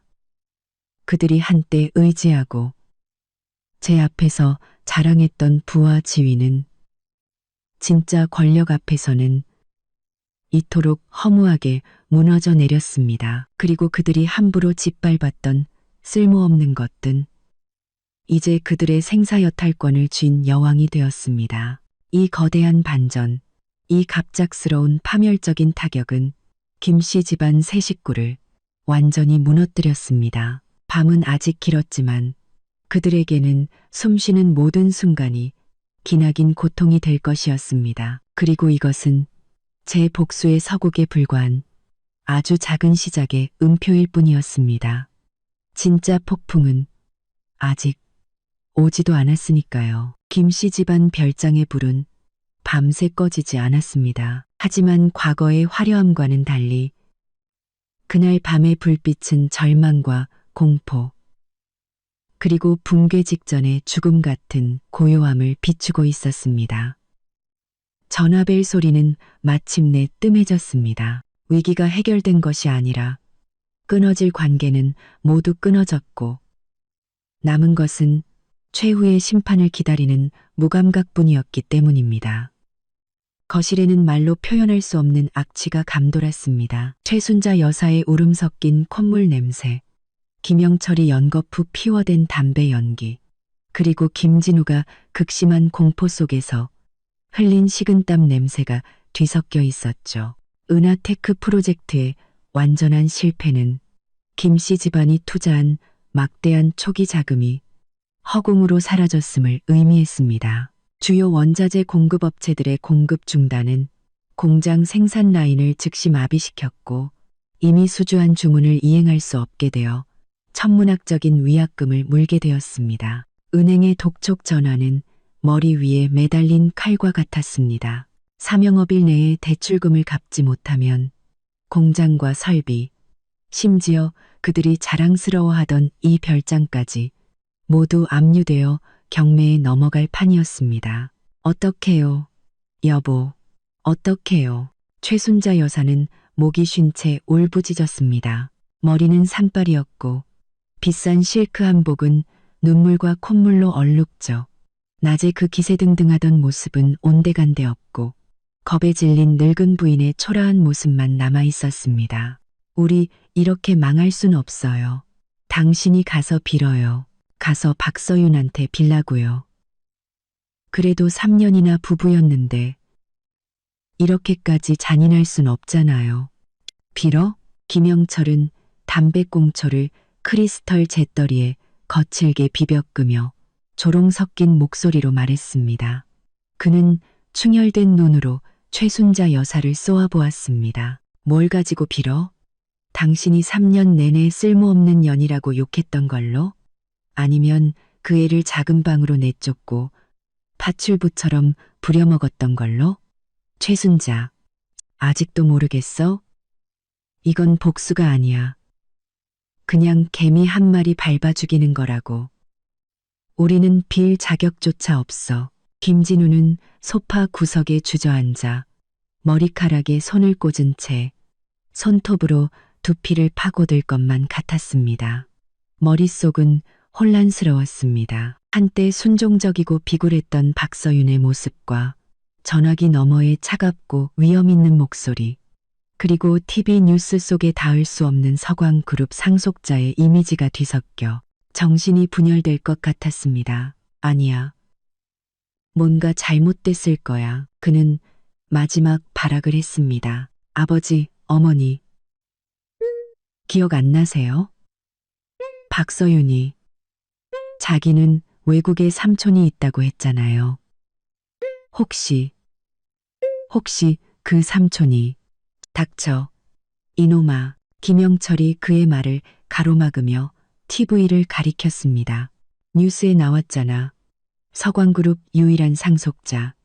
그건 그의 외할아버지의 기업이야. 그 애가 말하던 소위 삼촌이라는 사람은 아마 서광의 현직 핵심 인물이겠지. 우리는 지난 3년간 금그릇을 들고 밥을 빌어먹은 게 아니라 황금산을 밟고 서서 욕을 해댄 거라고. 멍청이들. 우리 가족 전부가 멍청이였어. 마지막 말은 끝없는 후회와 자신, 그리고 아내와 아들에 대한 분노가 섞인 절규였습니다. 만약 처음부터 박서윤에게 조금만 잘해줬더라면, 하다못해 겉으로라도 괜찮게 대해줬더라면, 그 관계를 발판 삼아 김씨 집안은 단순히 부자가 되는 것을 넘어 이 도시의 명문가로 자리 잡았을지도 모릅니다. 하지만 이제 모든 것이 그들 자신의 속물근성과 잔인함 때문에 무너져 내렸습니다. 바로 그때 김진우의 깨진 휴대폰이 또다시 끈질기게 울렸습니다. 그와 비슷하게 작은 공장을 운영하며 평소 어울려 다니던 친구에게서 온 전화였습니다. 금고때 김진우는 구명줄이라도 잡는 심정으로 허둥지둥 전화를 받고 스피커폰으로 전환했습니다. 외부 소식이나 혹시 모를 반전의 기회를 듣고 싶었기 때문입니다. 야, 진우야. 이야, 너 진짜 대단하다. 야, 전화기 너머의 목소리는 과장된 부러움과 질투로 가득했습니다. 대박이다. 임마. 박서윤. 내 마누라. 아니, 전 마누라가 서광의 공주님이었다니. 수조 원대 제국 상속자. 너 진짜 무슨 운을 타고난 거냐. 야, 이제 우리 다 너만 믿는다. 언제 전 마누라 한번 모시고 나와. 우리도 떡고물 좀 얻어먹게. 김진우의 얼굴은 순간 핏기가 가셨고 입술을 떨며 아무 말도 하지 못했습니다. 전화기 저편에서는 계속해서 떠들어댔습니다. 야, 근데 너희 집 예전에 너무 겸손했던 거 아니냐? 그런 대단한 분을 모시고 살면서 왜 우리한테는 맨날 힘들다고 했어? 아, 맞다. 너희 은하테크 프로젝트 엎어졌다며? 이제 더 큰 거 하려고 그러는 거지? 나중에 맛있는 거 먹을 때 우리도 좀 끼워줘라. 꺼져. 김진우는 휴대폰에 대고 히스테릭하게 소리치고는 전화를 끊어버렸습니다. 그리고는 휴대폰을 다시 벽에 던져버렸습니다. 이번에는 휴대폰이 완전히 꺼져 다시는 울리지 않았습니다. 친구의 전화는 어떤 위로도 되지 못하고 오히려 극도의 조롱과 모욕으로 다가왔습니다. 그들은 아직도 박서윤 덕에 벼락부자가 될 꿈을 꾸고 있었지만 김씨 집안이 이미 파산 직전에 서 있다는 사실은 알지 못했습니다. 그날 밤 김씨 집안에게는 지옥 같은 고통의 시간이었습니다. 한편 도시의 반대편 그리고 인터넷 세상은 그날 저녁의 충격적인 뉴스로 인해 축제 분위기였습니다. 박서윤, 수조원대, 제국, 상속이라는 해시태그는 폭발적인 속도로 소셜미디어 실시간 검색어 1위에 올랐습니다. 뉴스 캡처, 서광그룹 소개, 그리고 몇 년 전의 제 풋풋하지만 아름다운 옛 사진이 인터넷에 미친 듯이 퍼져나갔습니다. 헐, 이게 진짜 재벌집 아가씨지. 3년간 신분을 숨기고 살았다니. 언니 너무 예뻐요. 예쁘고 능력 있고 다 하시네. 수조원 상속이라니. 드라마가 현실이 됐네. 잠깐만, 박서윤이라는 이름 좀 익숙한데? 혹시 예전에 결혼해서 중소기업 아들이랑 살던 그 사람 아니야? 윗분말 듣고 보니 생각났다. 그 김씨 집안. 시어머니가 엄청 악독해서 공개적으로 며느리한테 쓸모없는 년이라고 욕했다던 그 집. 맞아, 그 집이야. 세상에, 재벌집 아가씨가 신분 숨기고 시집가서 온갖 구박 다 받다가 이제 왕의 귀환, 악독한 시댁에 복수하는 거잖아. 이 스토리 너무 사이다 아니냐고. 김씨 집안 근황 좀 파주세요. 그 눈먼 전 남편 근황이 궁금하다. 지금 김씨 집안 꼴이 어떨지 상상이 간다.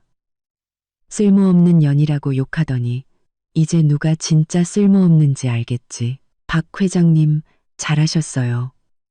저런 몰상식한 집안은 정신적 학대도 폭력입니다. 파산시켜야 마땅해요. 박 총수님, 시댁 정리 말고 재계 정리 가시죠. 인터넷은 온갖 추측과 뒤시하기, 밈으로 들끓었습니다. 저의 그 고통스러웠던 결혼 생활은 순식간에 대중의 가십거리가 되었고 김씨 집안은 전 국민의 조롱과 비난의 대상이 되었습니다. 심지어 일부 유튜버들은 김씨 기업의 경영 상태와 최순자 여사가 과거 여러 자리에서 집안을 자랑하며 며느리를 폄하했던 흑역사를 파헤치기 시작했습니다. 담벼락이 무너지니 모두가 밀어붙이고 북이 찢어지니 모두가 두들기는 격이었습니다. 김씨 집안은 아직 공식적으로 파산하지 않았지만 여론 속에서는 이미 사회적으로 사망 선고를 받은 것이나 다름없었습니다. 반란제 펜트하우스 서재의 불은 환하게 켜져 있었습니다. 저는 방금 유럽 프로젝트 책임자와의 화상회의를 마치고 최종 반격 계획을 확정했습니다. 방금 계획을 확정했습니다. 컴퓨터를 덮고 뻐근한 관자놀이를 문지르자 이 집사님이 따뜻한 우유 한 잔을 가져왔습니다. 아가씨, 여론이 걷잡을 수 없이 커지고 있습니다. 김씨 집안에 매우 불리하게 돌아가고 있습니다. 이 집사님은 마치 남의 일을 말하듯 담담하게 보고했습니다. 저는 우유를 받아 한 모금 마시고 무심하게 말했습니다. 예상했던 일이에요. 대중은 이야깃거리가 필요하고 언론은 트래픽이 필요하죠. 김씨 집안이 스스로 뿌린 씨앗이니 스스로 거두는 게 당연해요. 저는 통유리창 앞으로 다가가 동쪽 하늘이 밝아오는 것을 보며 말했습니다. 주요 언론 몇 군데에 연락해서 그룹 홍보실 명의로 짧은 성명서를 내세요. 내용은 대략 본인은 서광그룹의 직책을 공식적으로 승계했으며 그룹의 미래 발전에 집중할 것입니다. 개인적인 과거사에 대해서는 언급하지 않겠으며 과도한 관심은 자제해 주시길 바랍니다. 대중의 관심에 감사드리지만 서광그룹의 기업적, 사회적 책임과 미래 발전에 초점을 맞춰주시길 부탁드립니다. 정도로요. 이는 태도를 분명히 하고 선을 그으면서도 대기업 총수다운 품격을 보여주는 것이었습니다. 대중의 시선을 긍정적인 방향으로 유도하는 효과도 있었죠. 김씨 집안에 대해서는 굳이 제가 직접 나설 필요도 없었습니다. 그들의 죗값은 이제 막 치르기 시작했을 뿐이니까요. 네, 아가씨. 성명서 문구는 제가 직접 확인하겠습니다. 이 집사님이 대답하고는 덧붙였습니다. 그리고 김씨 기업 쪽은 은행에서 이미 최후 통첩을 보냈습니다. 그들의 소액 주주 몇몇이 소문을 듣고 헐값에 주식을 팔려고 내놓았지만 아무도 사지 않고 있다고 합니다. 저는 입가에 차가운 미소를 그렸습니다. 아무도 사지 않는다고요? 이제 시작이죠. 제가 원하는 건 단순한 파산이 아니에요. 그들이 배신당하고 사방이 막힌 절망 속에서 자신들이 한때 경멸했던 모든 것들이 어떻게 자신들의 손에 의해 파괴되는지를 똑똑히 지켜보게 하는 겁니다. 알겠습니다. 저는 우유잔을 내려놓고 물었습니다. 오전 이사회 준비는 어떻게 되어가나요? 모든 준비가 끝났습니다. 몇몇 이사님들께서는 이미 회의 안건을 받으셨고 아가씨의 어젯밤 회의 진행에 대해 매우 높이 평가하고 계십니다. 저는 고개를 끄덕였습니다. 쇠는 닳았을 때 쳐야 합니다. 김씨 집안을 처리하는 것은 그저 지나가는 일일 뿐 저의 진짜 전쟁터는 이 수조원대 제국 서광그룹이었습니다. 여기에서야말로 제가 전력을 다해야 할 싸움이 기다리고 있었죠. 햇살이 구름을 뚫고 도시를 비추며 새로운 하루가 시작되었습니다. 김 씨 집안에게는 파산 전야의 마지막 고통의 시간이겠지만 제게는 왕의 귀환 후 본격적인 비즈니스 여정을 시작하는 첫날이었습니다. 진짜 연극은 아직 끝나지 않았으니까요. 오전 8시 50분 저는 맞춤 제작된 마이바흐를 타고 서울 도심의 황금 시간대에 위치한 서광그룹 본사 서광 파이낸셜 타워에 도착했습니다. 차는 전용 통로를 부드럽게 지나 지하의 총수 전용 엘리베이터 홀에 멈췄습니다. 엘리베이터 문이 열리자 밖에는 이미 짙은 색 정장을 입고 엄숙하고 세련된 표정의 그룹 고위 임원들이 두 줄로 서서 기다리고 있었습니다. 맨 앞에는 50대 정도로 보이는 카리스마 넘치는 여성이 서 있었습니다. 그룹의 최고 운영 책임자 COO 서민정 전무였습니다. 회장님, 좋은 아침입니다. 서 전무가 한 걸음 앞으로 나와 또렷하고 힘있는 목소리로 인사했습니다. 그 뒤로 모든 임원들이 일제히 인사를 했고 그 소리가 텅 빈 엘리베이터 홀에 울려 퍼지며 보이지 않는 압박감을 형성했습니다. 저는 가볍게 고개를 끄덕이며 평온한 눈빛으로 그들을 훑어보았습니다. 몇몇은 어젯밤 화상회의에서 본 얼굴이었지만 대부분은 낯설었습니다. 하지만 예외 없이 그들의 눈에는 경계심, 호기심, 그리고 어쩌면 희미한 의구심이 섞여 있었습니다. 겨우 20대 중반에 3년이나 사라졌다가 갑자기 나타난 상속자가 이 거대한 서광이라는 항공모함을 제대로 이끌 수 있을까 하는 의문이 모두의 마음속에 있었을 겁니다. 서 전무님, 좋은 아침입니다. 바로 회의실로 가시죠. 저는 불필요한 인사치레 없이 평이하지만 거부할 수 없는 어조로 말하고는 앞장서서 전용 엘리베이터로 향했습니다. 이 집사님과 서 전무가 제 좌우에서 바짝 뒤따랐습니다. 엘리베이터는 최고층의 이사회 회의실로 직행했습니다. 거대한 원형 회의 테이블은 통 흑단목으로 만들어져 빛을 반사할 정도로 매끄러웠습니다. 주변은 전면 통유리창으로 도시의 절반 이상이 내려다 보이는 최고의 전망을 자랑했습니다. 테이블 주변에는 이미 7, 8명의 사람들이 앉아 있었습니다. 서광그룹의 핵심 이사진들이었죠. 평균 연령 50대 이상, 모두 산전수전 다 겪은 베테랑들이었습니다. 제가 들어서자 회의실 안의 조용한 대화가 즉시 멈췄고 모든 시선이 제게로 쏠렸습니다. 저는 완벽하게 재단된 감색 정장 투피스를 입고 머리를 올리고 옅은 화장을 했습니다. 얼굴에는 초임자의 불안함 따위는 전혀 없었고 나이에 맞지 않는 침착함과 위엄이 서려 있었습니다. 저는 곧장 테이블 상석에 늘 외할아버지를 위해 비워져 있던 자리로 걸어가 당당하게 앉았습니다. 이 집사님은 제 뒤에 그림자처럼 조용히 섰고 서 전무는 제 오른쪽 첫 번째 자리에 앉았습니다. 이사님들 좋은 아침입니다. 박서윤입니다. 시간이 귀하니 바로 시작하겠습니다. 저는 격식도 감상적인 취임사도 없이 바로 본론으로 들어갔습니다. 유럽 프로젝트 위기에 대해 제가 밤새 고민하여 완성한 계획을 조목조목 설명하기 시작했습니다. 시장 데이터, 경쟁사의 동기, 우리의 기술적 우위와 약점, 잠재적 동맹, 리스크 관리 등 여러 각도에서 깊이 있게 분석하고 기존 프로젝트 팀의 계획보다 훨씬 대담하고 미래지향적인 대응 전략을 제시했습니다.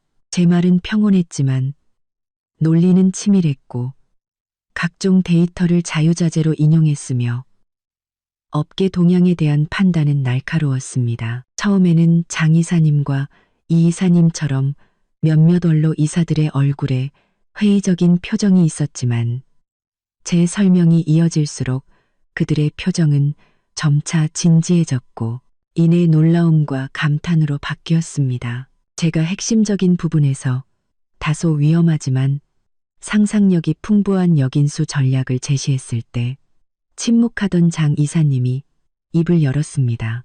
회장님, 그 방안은 너무 과격하지 않습니까? 리스크가 너무 큽니다.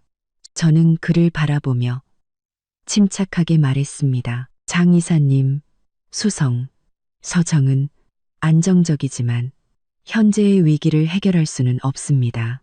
경쟁사의 악의적인 공격은 바로 우리의 망설임을 노린 것입니다. 공격으로 수비하고 그들보다 더 강한 결의와 실력을 보여줘야만 상대를 위축시키고 전세를 역전시킬 수 있습니다. 리스크는 분명히 있지만 그에 따른 보상은 향후 5년간 서광이 유럽 시장의 최강자로 군림하게 해줄 겁니다. 구체적인 리스크 대응 방안은 제 보고서 17페이지에 상세히 기술되어 있습니다. 당 이사님은 제가 세부 사항까지 이 정도로 파악하고 있을 줄은 몰랐다는 듯 잠시 멍하니 있다가 황급히 보고서를 넘겨보았습니다. 내용을 확인한 후 다시 저를 볼 때 그의 눈빛은 완전히 달라져 있었습니다. 회장님의 깊은 생각에 제가 너무 안일했습니다. 이후의 회의는 완전히 제 주도하에 진행되었습니다. 저는 효율적으로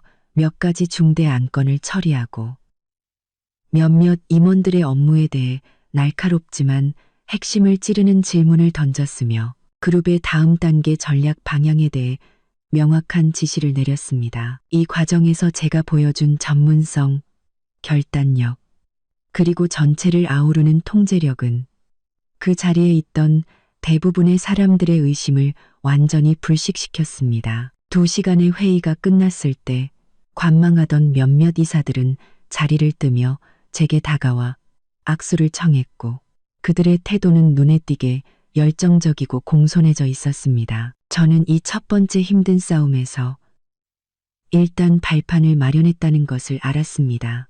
회의가 끝나고 서전무는 저를 따라 최고층의 회장실로 들어왔습니다.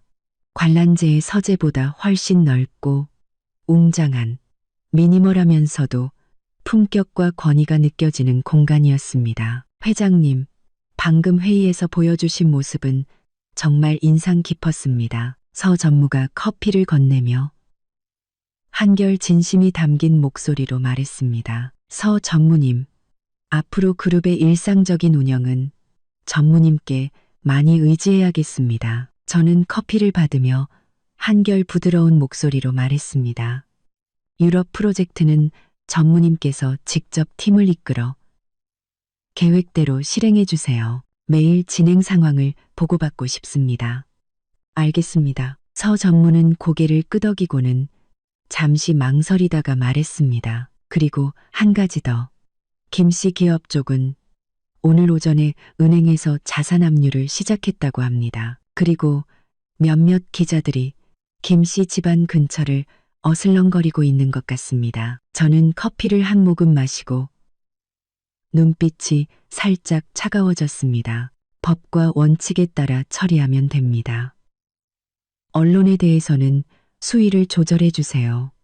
서광의 이름이 그런 가십과 엮이는 것을 원치 않습니다.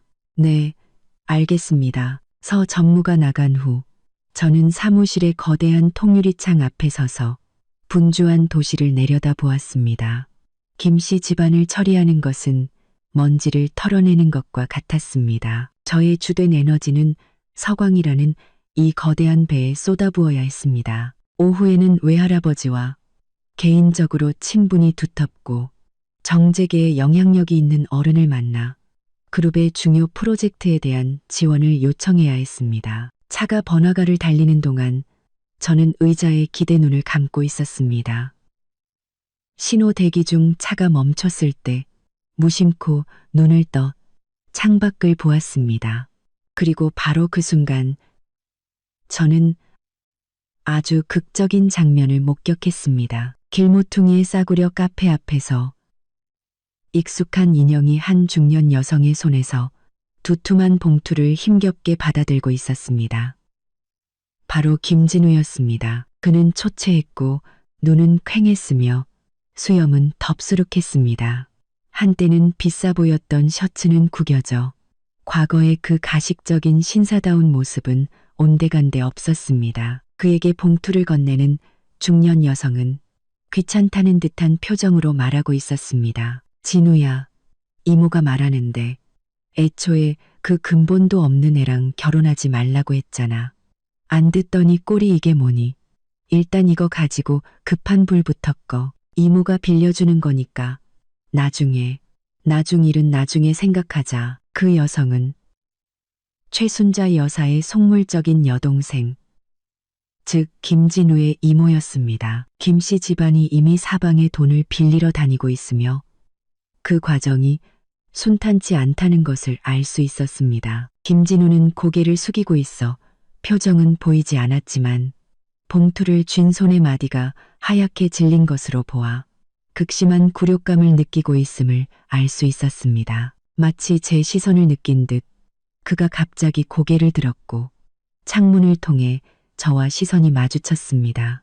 그 순간 그의 얼굴에 스쳐 지나간 표정들은 정말 다채로웠습니다. 처음에 멍함, 저를 알아본 후의 극도의 충격, 그리고 하늘을 찌를 듯한 수치심과 원망, 그리고 그 자신도 깨닫지 못했을 깊은 공포와 절망. 그는 마치 그 자리에 못 박힌 듯 그 구걸한 돈이 든 봉투를 든 채 서 있었습니다.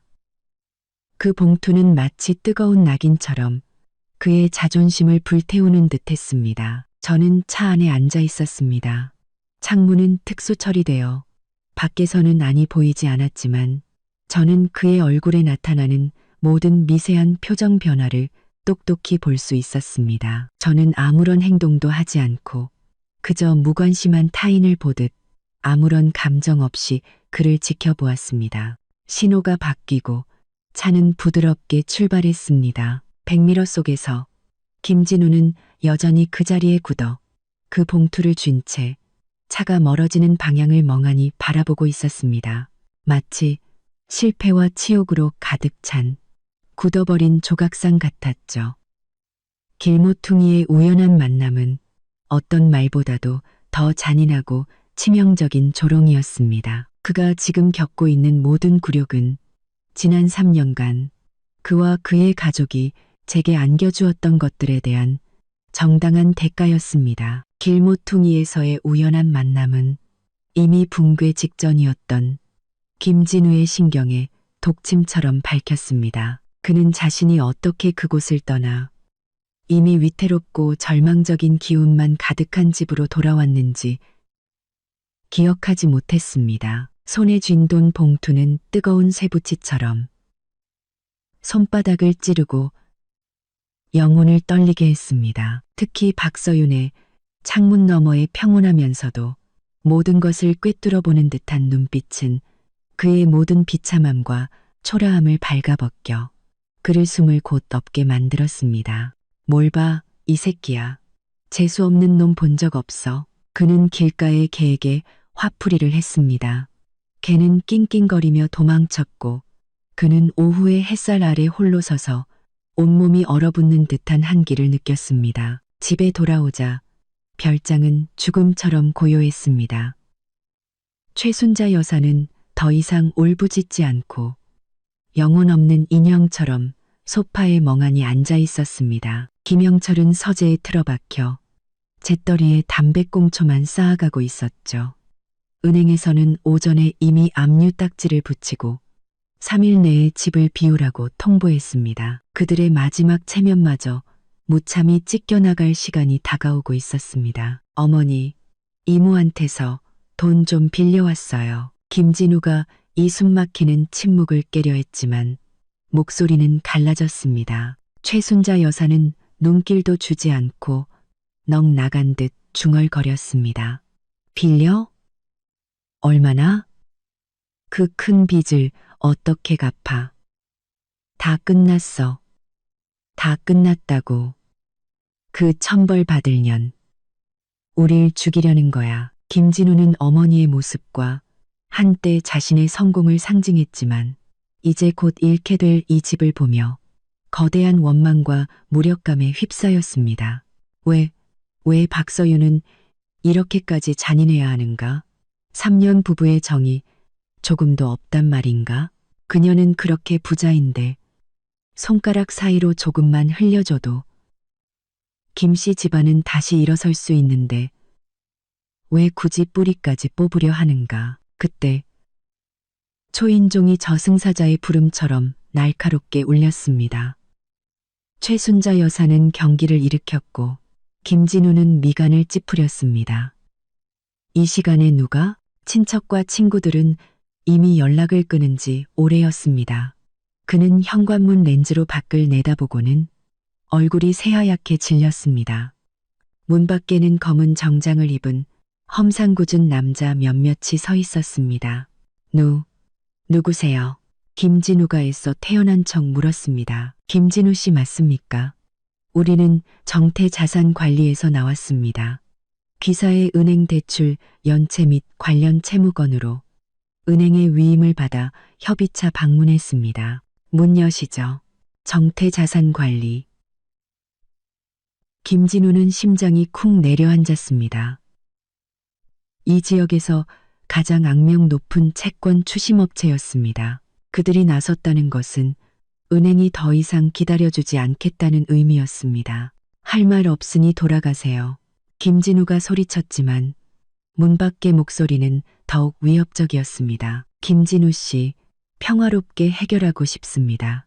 협조하지 않으시면 저희도 좀 불미스러운 조치를 취할 수밖에 없습니다. 예를 들면 기자들을 불러서 김씨 집안이 빚 독촉받는 장면을 생중계하는 거죠. 연로하신 부모님께서 그런 꼴을 당하시길 원치는 않으실 텐데요. 생중계. 김진우는 혼비백산했습니다. 이미 김씨 집안은 전 국민의 웃음거리인데 빚 독촉 장면까지 생중계된다면 그는 상상조차 하기 싫었습니다. 결국 그는 떨리는 손으로 문을 열었습니다. 검은 정장의 남자들이 쏟아져 들어왔고 우두머리로 보이는 정독칼이라는 남자가 잿빛 얼굴에 김진우 모자를 훑어보았습니다. 김 사장, 사모님, 만나 뵙게 되어 영광입니다. 그는 비웃으며 소파에 앉아 다리를 꼬고 말했습니다. 상황은 아시겠죠? 은행빚, 원금, 이자, 위약금 합쳐서 총 238억 5천만 원. 3일 내로 갚으셔야 합니다. 200억이요? 최순자 여사는 비명을 지르며 까무러칠 뻔했습니다. 우리가 어디서 그런 큰 돈이 나요? 그건 당신들 사정이고 정독칼은 냉정하게 말했습니다. 돈 갚으면 우린 가고 못 갚으면 이 집이랑 여기 있는 것들로 대신해야죠. 그래봤자 턱없이 부족하겠지만 김진우는 식은땀을 흘리며 물었습니다. 며칠만 더 시간을 주시면 안 될까요? 저희가 지금 방법? 정독칼은 비웃으며 휴대폰으로 방금 김진우가 이모에게서 돈을 받는 영상을 보여주었습니다. 이게 당신들 방법이야? 그런 푼돈으로. 김진우, 순진하게 굴지 마. 지금 온 동네가 당신들이 서광그룹에 찍힌 거 아는데 누가 돈을 빌려주겠어? 김진우의 얼굴은 수치심으로 터질 것 같았습니다. 아, 맞다. 정독칼은 부하에게 눈짓했고 부하는 즉시 휴대폰으로 생방송을 시작했습니다. 자, 여러분, 여기가 바로 그 유명한 수조원 상속녀의 전 남편 집입니다. 저희가 지금 현장에서 채무 문제를 처리하고 있습니다. 이 큰 집, 예전엔 잘 나갔겠죠? 지금은. 쯧쯧. 김진우와 최순자 여사는 완전히 얼어붙었습니다.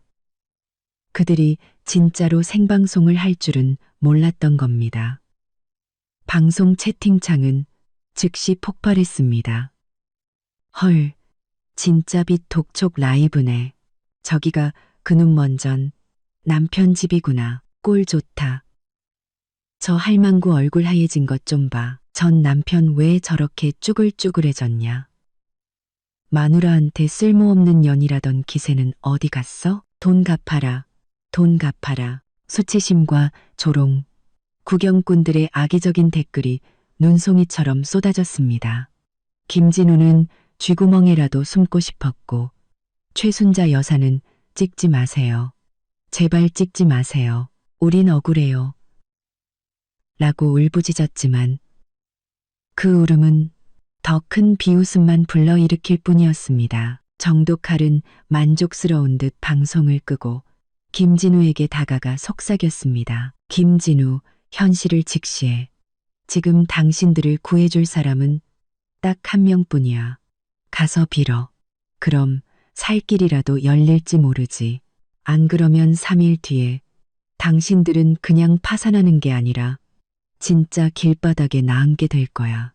그리고 내가 장담하는데 그 과정은 아주 꼴사나올 거라고.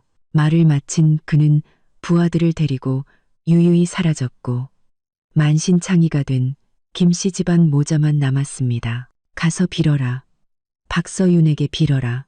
김진우는 바닥에 주저앉아 악의적인 댓글로 가득 찬 채팅창과 눈물 콧물로 범벅이 된 어머니의 추한 모습을 보았습니다. 그리고 과정은 아주 꼴사나올 것대라는 정도. 칼의 위협을 떠올리자 끝없는 공포와 절망이 그를 덮쳤습니다. 그와 그의 가족이 3년간 발 아래 뒀던 여자에게 가서 비는 것. 그것은 그를 죽이는 것보다 더 고통스러운 일이었습니다. 하지만 빌지 않으면 정말 길바닥에 나앉거나 더 끔찍한 결말을 맞이하게 될지도 모릅니다. 김진우가 고뇌 속에서 무너져 내리고 있을 때 도시의 반대편 서광그룹 본사. 저는 방금 중요한 해외 화상회의를 마쳤습니다. 이 집사님이 조용히 들어와 보고했습니다. 아가씨, 정태 쪽에서 아가씨의 뜻대로 김진우에게 조언을 했다고 합니다. 그리고 그들이 좀 과격한 방법을 써서 현장을 생중계한 모양입니다. 저는 이 집사님이 건네는 태블릿으로 방금 김씨 집안의 빛 독촉 라이브 영상을 보았습니다. 김진우의 비참한 모습과 최순자 여사의 붕괴를 보았지만 제 얼굴에는 아무런 표정 변화가 없었습니다. 광대 노름이군. 저는 무심하게 말하고 영상을 껐습니다. 저는 그런 저급한 방식으로 그들을 모욕하라고 지시한 적이 없습니다. 하지만 아랫사람들이 알아서 한 일에 대해 굳이 바로잡을 생각도 없었습니다. 모든 것은 그들이 자초한 일이었으니까요. 언론은 통제하세요. 서광은 이런 트래픽 필요 없습니다. 네, 아가씨. 이미 여론을 관리하고 있습니다. 그리고 오후에는 시청의 조 국장님과 약속이 있으십니다. 자료는 준비해 두었습니다. 저는 고개를 끄덕이고 김씨 집안의 일을 머릿속에서 완전히 지워버렸습니다. 그들의 절망과 발버둥은 제게 있어 권력의 정상으로 가는 길 위에 발에 채이는 돌멩이만도 못한 것이었습니다. 저의 여정은 이제 시작이었고 제 길을 막는 자는 누구든 가루가 될 것이었습니다. 김진우가 서광 파이낸셜 타워 앞에서 보인 추태는 예상대로 또다시 인터넷에 퍼져나가 김씨 집안의 사회적 사망의 쐐기를 박았습니다. 그가 경비원들에게 끌려나가는 모습은 과거의 오만한 모습과 극명한 대조를 이루며 네티즌들의 새로운 조롱거리가 되었습니다. 하지만 이런 소음은 더 이상 제게 들리지 않았습니다. 제 세상은 이미 더 높은 차원의 일들로 가득 차 있었기 때문입니다. 해외 자본의 공격에 대한 반격은 이미 시작되었습니다. 그림자팀은 20시간도 채 되지 않아 그들의 불법 자금 조달, 뇌물수수, 심지어는 어둠의 사업에 대한 증거까지 제 책상 위에 올려놓았습니다. 저는 즉시 법무팀과 홍보팀을 동원하여 일부 증거는 해당 국가의 금융당국에 넘기고 일부는 언론에 흘렸습니다. 국제금융계는 발칵 뒤집혔고 그 기세등등하던 자본은 주가 폭락과 각국의 조사를 받으며 자멸했습니다. 서광그룹은 위기를 기회로 삼아 유럽 시장에서의 입지를 더욱 굳건히 다졌습니다. 이 일련의 과정은 그룹 내에 남아있던 마지막 의심의 눈초리마저 잠재웠습니다.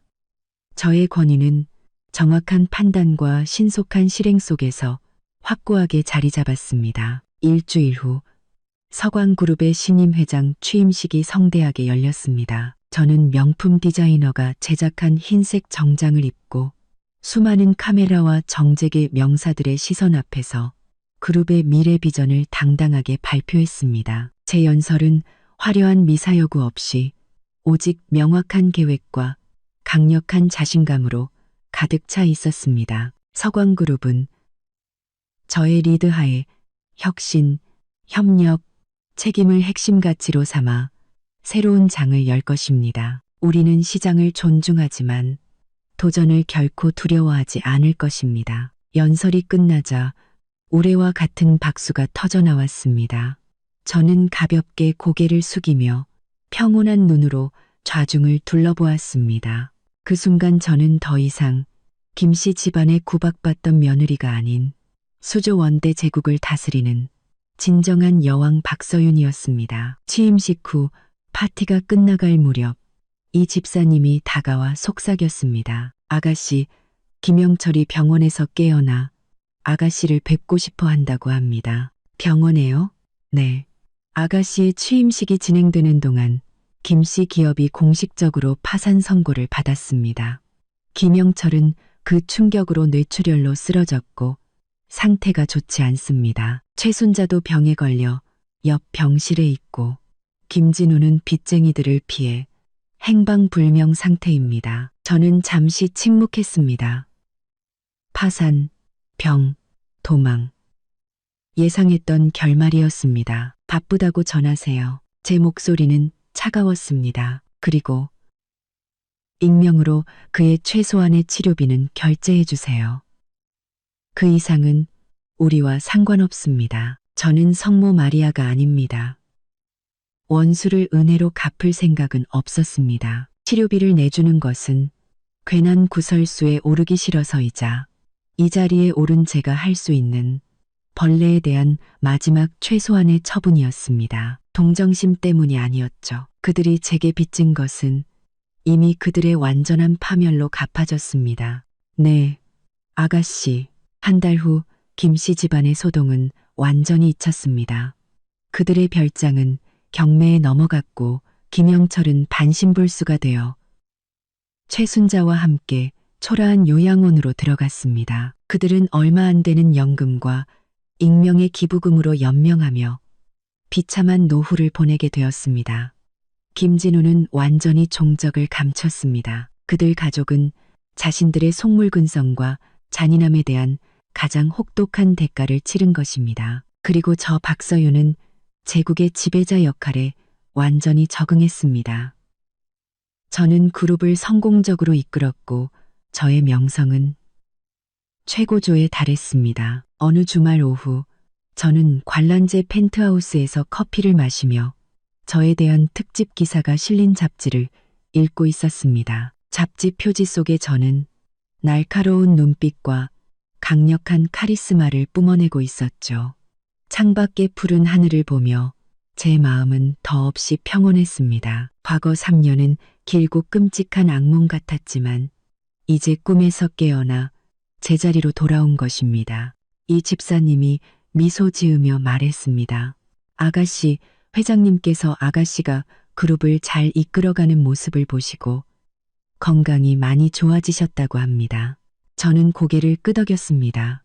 할아버지의 건강 회복이 제게는 가장 큰 기쁨이었습니다. 이 집사님, 사람은 가장 깊은 나락에 떨어져 봐야만 비로소 진짜를 볼 수 있게 되는 걸까요? 그래야만 자신도 몰랐던 힘을 끌어낼 수 있는 걸까요? 그래야만 자신도 몰랐던 힘을 끌어낼 수 있는 걸까요? 이 집사님은 공손히 대답했습니다. 아가씨께서는 어떤 시련을 겪으셨든 결국 비범한 분이 되셨을 겁니다. 그 경험은 그저 아가씨께서 사람의 마음속 어두움을 더 일찍 깨닫고 자신의 운명을 개척하려는 의지를 더욱 굳건히 하게 만든 계기였을 뿐입니다. 저는 미소 지었습니다. 그럴지도 모릅니다. 하지만 한 가지 확실한 것은 김씨 집안에서 숨죽여 살던 박서윤은 이미 죽었다는 것입니다. 살아남은 것은 강철 심장을 가진 수조 원대 제국을 다스리는 박서윤입니다. 저는 고난에 감사하지는 않지만 그 고난 속에서 포기하지 않고 결국 스스로의 힘으로 날아오른 제 자신에게는 감사합니다. 앞으로의 길은 길고 세상은 예측할 수 없으며 도전은 계속될 것입니다. 하지만 저는 두렵지 않습니다. 이번에는 제가 모든 것을 쥐고 정상에 서 있으니까요.